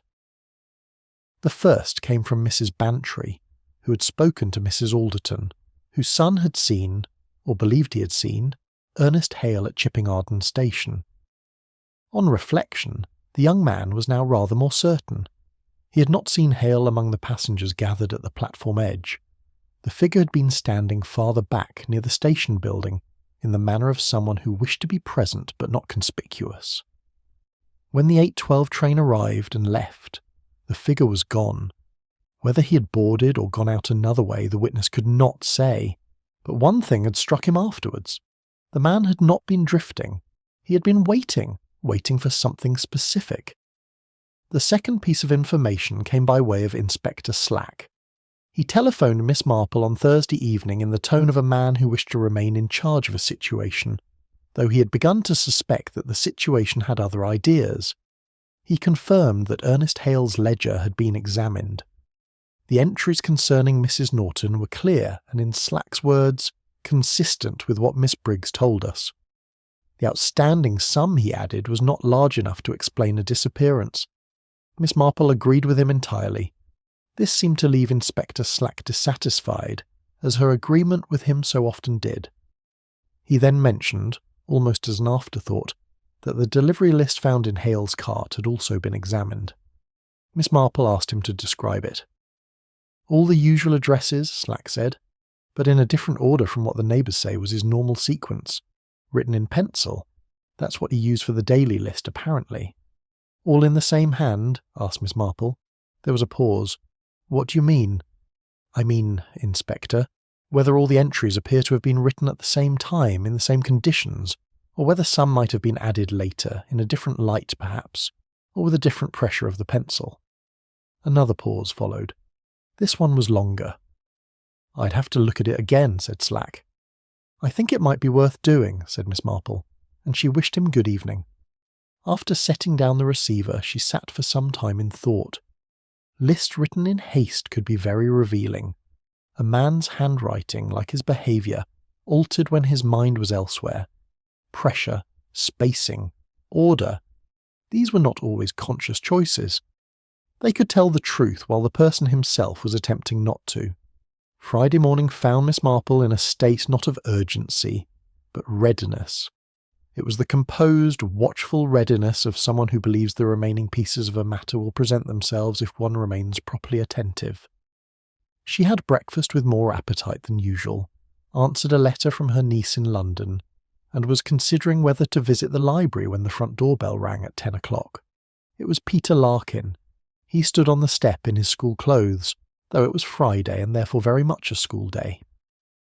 He held his cap in both hands and wore the careful expression of a boy who had calculated that a useful errand might, if explained convincingly, justify lateness. "I remembered something," he said. Miss Marple smiled. "Did you?" "About Mr. Hale's list." Miss Marple stood back at once. "Do come in. There is some seed cake on the table, and I've been hoping someone would help me with it." Peter was shown into the kitchen rather than the parlour, which suited them both. He ate the seed cake with the concentrated seriousness of a boy who'd walked some distance and understood the natural order of priorities. Miss Marple made tea and sat opposite him. She waited. "When I used to help Mr. Hale on Saturdays," Peter said at last, having finished a second slice, "he always wrote the list the night before." "The night before?" "Yes. He said it was the only sensible way. In the dark, he said, you don't want to be thinking. You just want to be doing." Miss Marple's eyes rested on him with quiet attention. "And how did he write it?" "In ink. Always. At home. He showed me once. He drafted it first in his book, then wrote out the daily list properly." Peter frowned, trying to recover the exact phrase. He said the list was a commitment, not a reminder. Miss Marple did not speak at once. "A commitment," she repeated. "Yes. I don't know exactly what he meant." "I think I do," said Miss Marple. Peter looked pleased. "Only, the list they found in the cart was in pencil, wasn't it?" "Yes," said Miss Marple softly. "Yes, it was." And there it was. A small fact, a boy's memory. A habit preserved because Ernest Hale had once explained it with the seriousness of a man who believed ordinary duties deserved respect. But now it altered the whole affair. The list in the cart had not been Ernest Hale's proper daily list. A proper list was written at home the night before in ink. Ordered, prepared, a commitment, something fixed before the round began. The list found in the cart was in pencil, in the wrong order. Therefore it had almost certainly been written not before the round, but during or after it.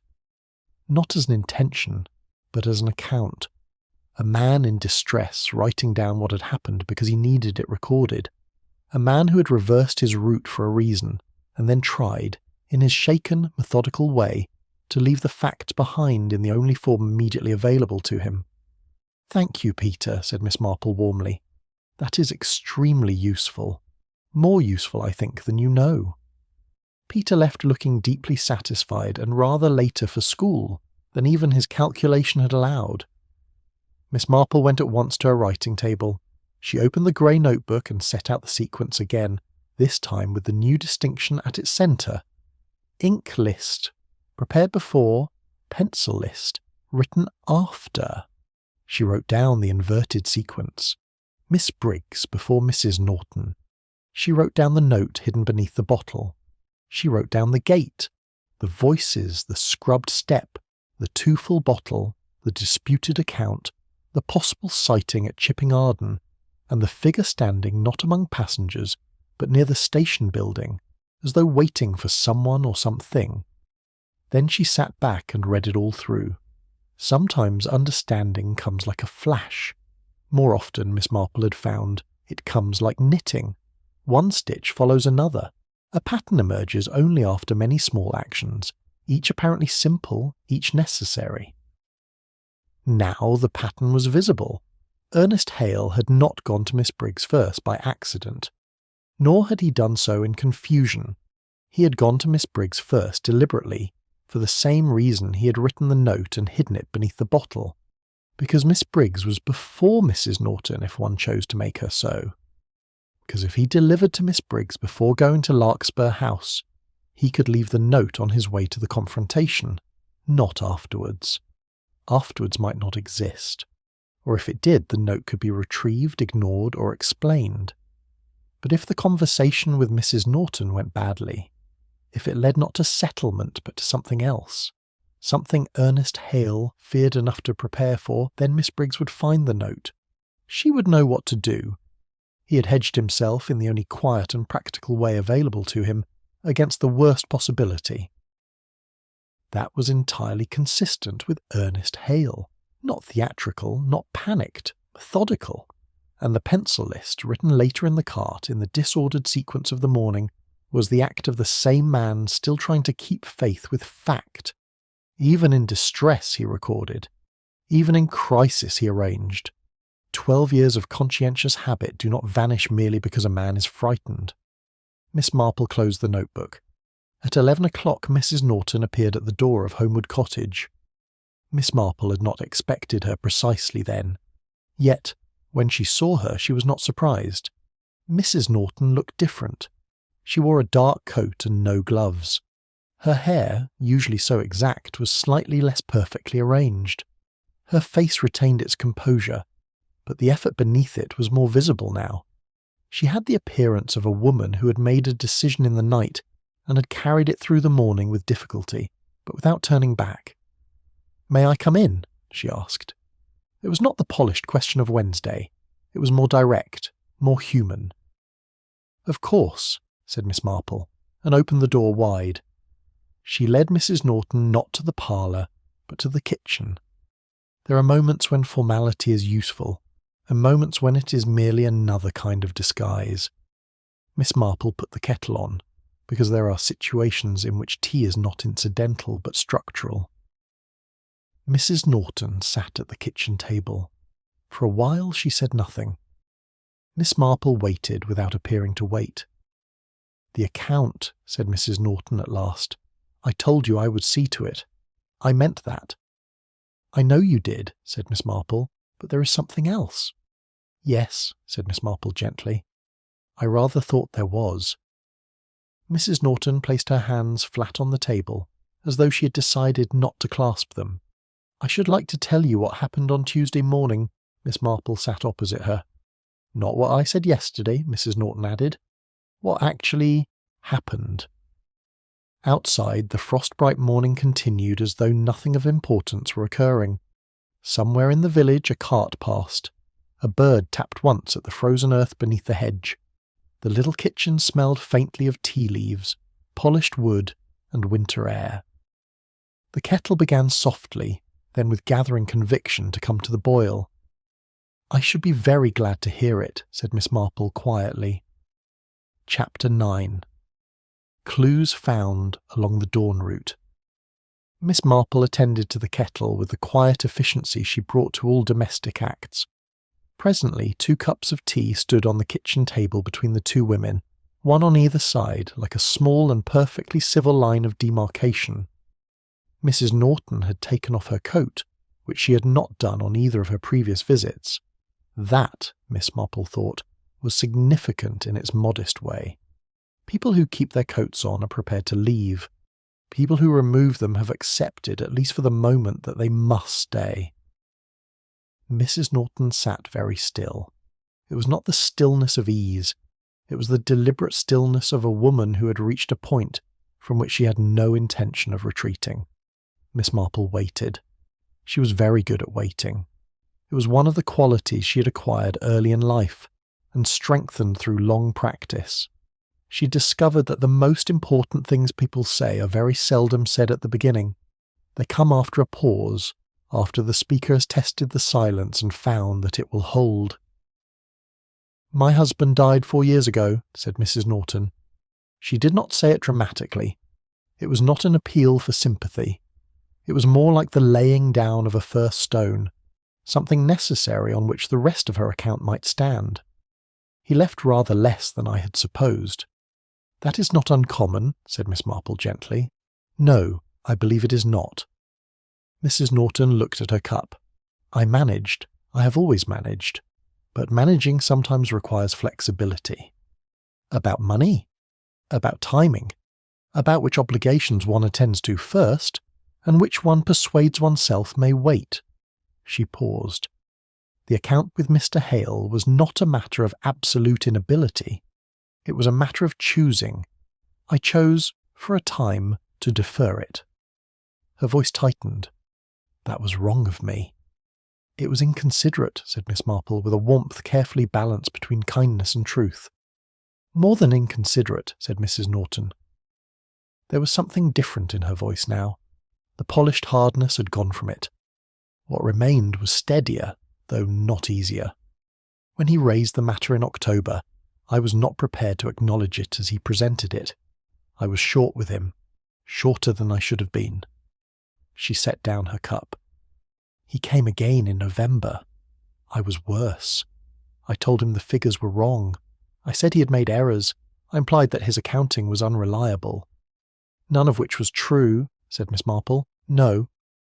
Mrs. Norton's mouth moved very slightly, not quite into a smile.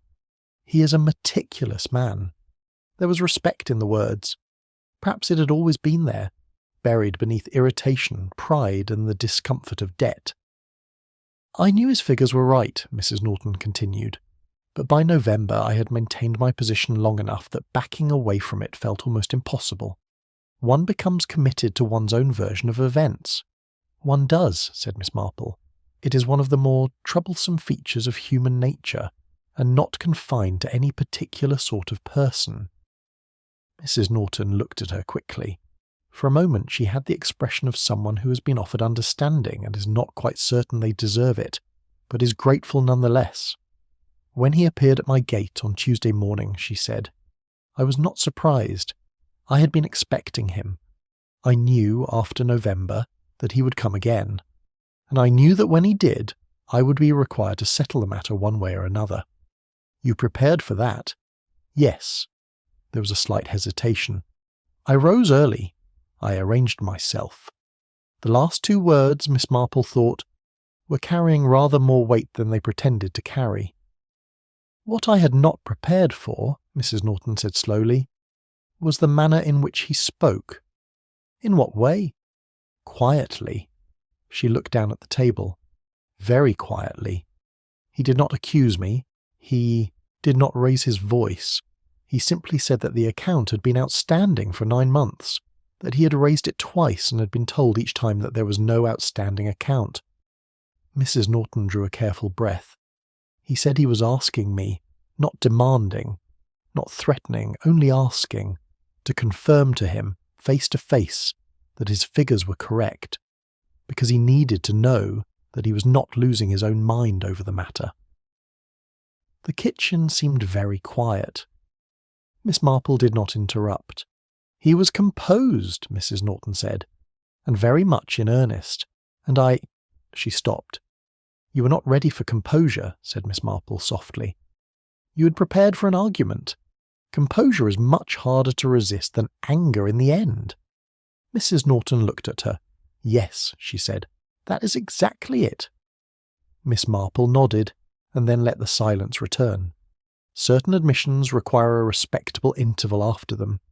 To fill such an interval too quickly is to treat honesty as though it were ordinary conversation. At last Mrs. Norton continued. I told him I would see to it. I acknowledged the account and said it would be settled by the end of the month.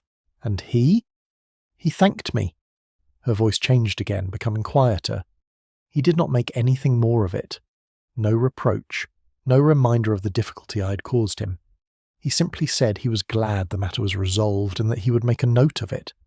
She turned the cup slightly in its saucer. Then he picked up the crate. He had set it down on the path while we spoke, and he started back toward the gate. Miss Marple was listening now with the concentrated stillness of someone who knows that the essential point is very near. He slipped, said Mrs. Norton. The words landed quietly, but with the force of a door closing somewhere far away. The path was frosted, Mrs. Norton went on. He had the crate in his arms, 4 full bottles, and he stepped awkwardly. He went down quite suddenly. He caught himself on one hand, but the crate went from the other. She stopped. 2 of the bottles broke. There was milk across the step and the path. He cut his palm on a piece of glass. Not seriously, but it bled a good deal. Cuts on the hand often do, said Miss Marple. Yes, especially in the cold. Mrs. Norton's chin lifted slightly. I brought him inside. That, Miss Marple thought, was the important sentence for Mrs. Norton herself. Not the debt, not the argument, not the pride. This.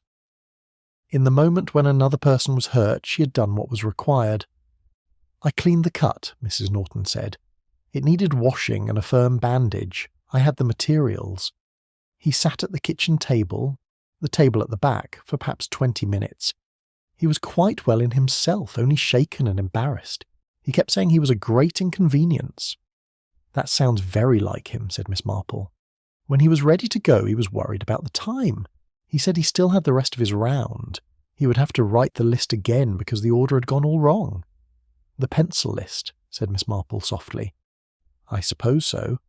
I offered to help him go over the remaining deliveries. He said he could manage, that he had 12 years of muscle memory to draw on, and it would come right enough if he went by instinct." For a moment the faintest smile crossed Mrs. Norton's face. 12 years of muscle memory. That is what he called it. "And the crate?" asked Miss Marple. "I took it inside. I disposed of the broken bottles. I told him I would return the crate when convenient. And then? He went back to his cart. I cleaned the step." Mrs. Norton looked down at her hands, which lay flat and still on the table. "There was milk and glass on it. It was my step. Cleaning it was my responsibility." "Of course," said Miss Marple. "I was not covering anything up." This was not quite defensive. It had rather the sound of something Mrs. Norton had repeated to herself many times, and was only now saying aloud. "I was cleaning my step." "Yes," said Miss Marple. "I believe you." She meant it entirely. The simplicity of the words seemed to reach Mrs. Norton in a way a longer reassurance could not have done. It asked nothing from her. It did not demand gratitude, collapse, or further confession. It merely stood there, truthful and calm. Mrs. Norton sat with it for a moment. "He sent me a note that afternoon," she said, "through the post, very brief. He thanked me for the bandage and said he had completed the rest of the round without difficulty. He was grateful, he said, for the resolution of the account." She looked toward the window. "He also said he was going away for a few days. He had some business in Chipping Arden and had intended to take a short leave. He said the matter with the round would be managed. He asked me not to concern myself. He had a friend in Chipping Arden," said Miss Marple. "Miss Briggs mentioned it." "I do not know about that, but the note was courteous. More courteous than the situation required." She paused. "I have not behaved well, Miss Marple." "No," said Miss Marple gently. "Not very well." Mrs. Norton gave a small, almost relieved breath, though there are times when to be contradicted would be less kind than to be quietly agreed with. "I behaved badly in October, and worse in November. I maintained a position I knew was unjust because the alternative required me to admit I had been unjust." "That is not a new variety of human failing," said Miss Marple. "No, it is among the oldest, and acknowledging it, as you are doing now, and have clearly been doing rather rigorously since Wednesday, is the only useful response to it." Mrs. Norton looked at her steadily. "I should like to speak to Inspector Slack. I understand Miss Briggs has already done so. I should like to go myself and explain the situation, the account, the note, and what happened at the gate. He may think you withheld information." "That would not be entirely inaccurate," said Mrs. Norton. "No," said Miss Marple softly, "not entirely. I had persuaded myself there was nothing material to say, that it was a private difficulty, that Mr. Hale had gone away of his own accord and would return, and the whole business would settle itself quietly." "It may yet do so," said Miss Marple. "He told you he was going away for a few days. He has been away for 3. I think he will come back, Mrs. Norton. You do?" "Oh, yes. Men who attend to their obligations as carefully as Ernest Hale does find it very difficult to stay away from them indefinitely." Mrs. Norton rose not long afterwards. Miss Marple walked with her through the village as far as the police station. The late morning light was pale and thin, and the frost had begun to withdraw from the middle of the road, though it still held stubbornly in the shade. When Mrs. Norton went inside, Miss Marple continued on to call upon Mrs. Bantry, who had been waiting with the faithful patience of someone promised a report and not yet supplied with one. As she walked, Miss Marple thought of the round. A milk round is a pattern. Day after day, season after season, the same gates, the same paths, the same steps, the same glass bottles cold beneath the hand. And when such a pattern breaks, it is rarely for no reason. But the reason need not be grand. Here it had been made of small human things, a debt allowed to lengthen, pride maintained past its proper use, a quiet man's wounded dignity, a proud woman's fear of admitting wrong, and then the small, cold, ordinary misfortune of a frosted path and a man who slipped. Not theatrical, not wicked, simply human. That was often so. The thing about human patterns, Miss Marple thought, is that they are not so easily destroyed as disrupted. They seek to resume. The round wants to continue. The bottles want to be delivered to the correct steps. The accounts want to be settled. The cart wants to return at its proper hour with the proper emptiness of a task completed. Interference, she had said to Dolly, was seldom without purpose. In this case, its purpose had been less sinister than she had first feared, and rather more ordinary. She found she was not displeased. Ordinary human frailty, met at last by ordinary human decency, was one of the more satisfactory endings the world provided. She turned up the path to Mrs. Bantry's borrowed house, with, for the first time in several days, a pleasant sense of a thing approaching its natural conclusion. Chapter 10. The Round That Was Never Completed. Ernest Hale returned to St. Mary Mead on Saturday morning. He came on the 9 o'clock train from Chipping Arden, which reached the village halt at 17 minutes to 10. From there he walked to his lodgings on Peddleton Street, carrying a small bag and wearing the expression of a man who'd been away long enough to think, and had returned with the intention of doing whatever such thinking had recommended. His landlady, Mrs. Dowd, reported to her neighbour within the hour that he had come in looking tired but entirely himself. He had eaten a substantial breakfast, which Mrs. Dowd took as a reassuring sign, and had asked whether there was anything he ought to know about. Mrs. Dowd, who had been briefed by Inspector Slack in a manner both official and obscure, told him that 1 or 2 people had been asking after him, and that he should perhaps call at the police station when he had a moment. Ernest Hale had a moment at 11 o'clock. Inspector Slack received him with the measured capability of a man who had revised his view of a situation in private, and did not intend to draw unnecessary attention to the revision. Hale explained where he had been. He had gone to Chipping Arden to stay with an old friend, a man he had known before the war, who kept a small market garden on the edge of the town. They had been corresponding for some months about the possibility of a change of situation. Hale had been considering whether to remain in St. Mary Mead or seek a position elsewhere. The events of Tuesday morning, he said, had brought the question to a head. He had made arrangements for the round to be covered. He had left the note for Miss Briggs against the possibility that Inspector Slack, or someone else, might need to understand the situation concerning Mrs. Norton. Then he had gone to Chipping Arden to think. He had sent word to his sister in Westbury, who knew where he was. He had not supposed his absence would occasion particular concern. He said this with faint but genuine surprise. He was not accustomed, he admitted, to being looked for. That last detail reached Miss Marple on Saturday afternoon through the usual, rather delicate mechanism of village intelligence. Mrs. Bantry had heard it from Mrs. Vine, who had heard it from Constable Briley, who had been present at the station when Hale gave his account. Miss Marple found it affecting.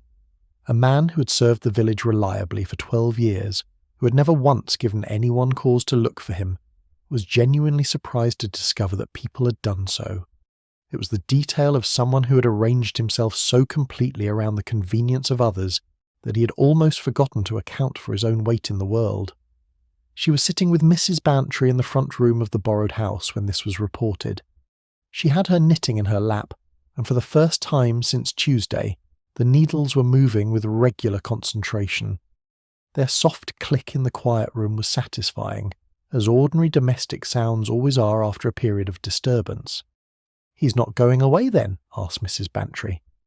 "I do not believe so," said Miss Marple. "Not immediately, at any rate. The matter with Mrs. Norton is settled. It will be. I am told the account is to be paid by the end of the month." Mrs. Bantry leaned back in her chair. So all that fuss was over a milk bill.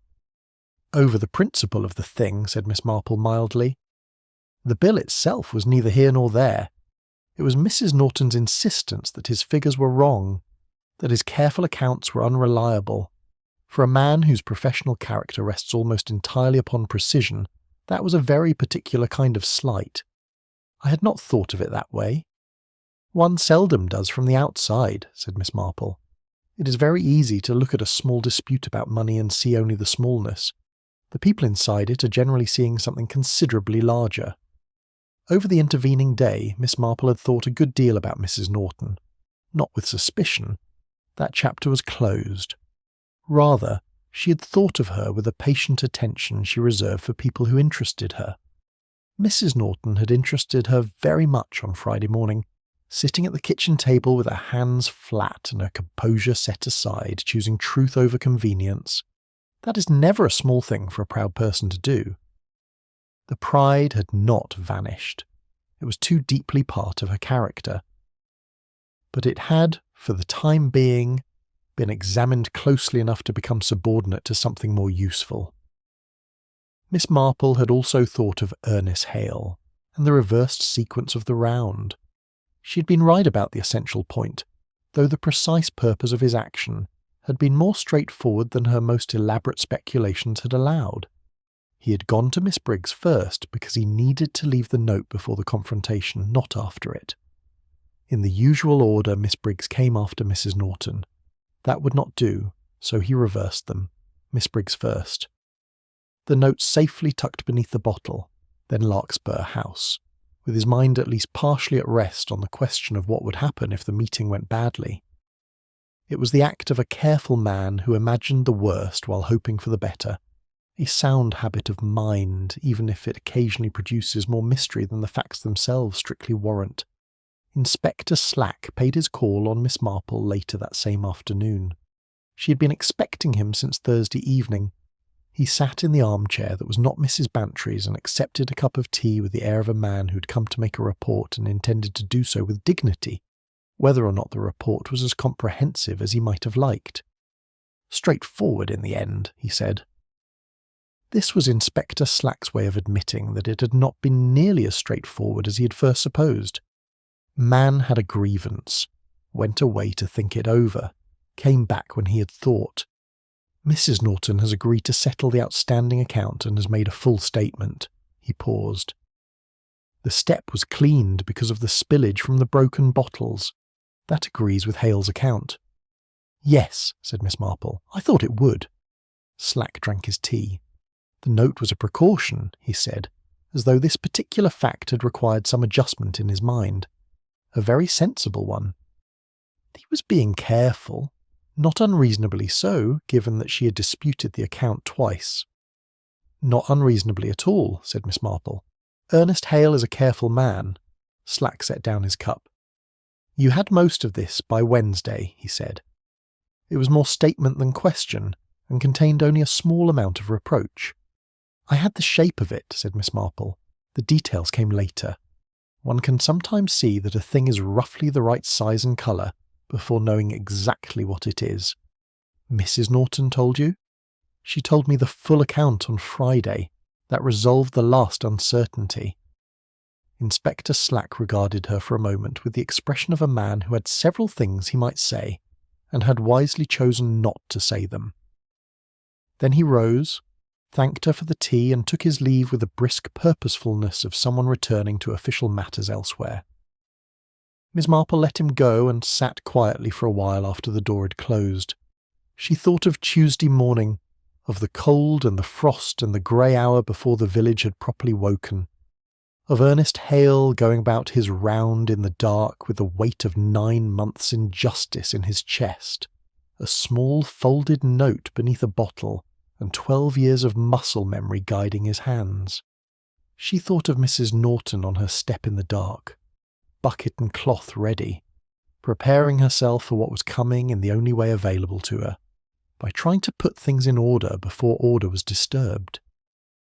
She thought of the gate opening and closing, of voices carried through the winter air to Miss Briggs's window, not clear words, but the murmur of two people saying things they had each rehearsed in private for some considerable time. It was, in the end, a very ordinary story. Two people in a dispute about money, which was not really about money. Pride that had made itself a cage. Quiet dignity that had been patient long enough and had chosen a morning. And in the middle of it, the small, cold, graceless intervention of a frosted path, which turned a confrontation into an act of care, and an act of care into the beginning of a resolution. Mrs. Bantry returned from her afternoon walk with her cheeks red from the cold and the purposeful expression of someone who had acquired fresh information. "He was at the depot this morning," she said, pulling off her gloves. "Hale, I mean, sorting things out, apparently, and Mrs. Norton sent a note round to his lodgings." "Did she?" "Flowers as well, Mrs. Dowd says, though Inspector Slack would probably call that irrelevant." "Inspector Slack would be wrong," said Miss Marple comfortably. "Flowers are never irrelevant." Mrs. Bantry dropped into her chair and sighed with the deep satisfaction of a woman who had been cold outdoors and was now warm indoors. "Such a simple thing," she said. "A milk round." Miss Marple looked down at her knitting. The needles resumed their quiet, measured work. Outside, the afternoon light was softening toward the early dark of February. St. Mary Mead proceeded in its ordinary way, as it always had and Miss Marple hoped always would. The same gates, the same steps, the same faces at familiar windows, the same small obligations renewed each day without ceremony. "Yes, my dear," she said gently, "but it is often the simplest routines that show us most clearly when something has gone very much amiss." She paused and added in the reflective tone of someone completing a thought that had been turning quietly for several days. "And sometimes, too, how much may be set right again, given a little patience and a willingness to begin the round once more." She folded her knitting into her lap. The room was warm. Outside, the cold had become the comfortable cold of a winter that was not permanent. Presently Mrs. Bantry rang for more tea.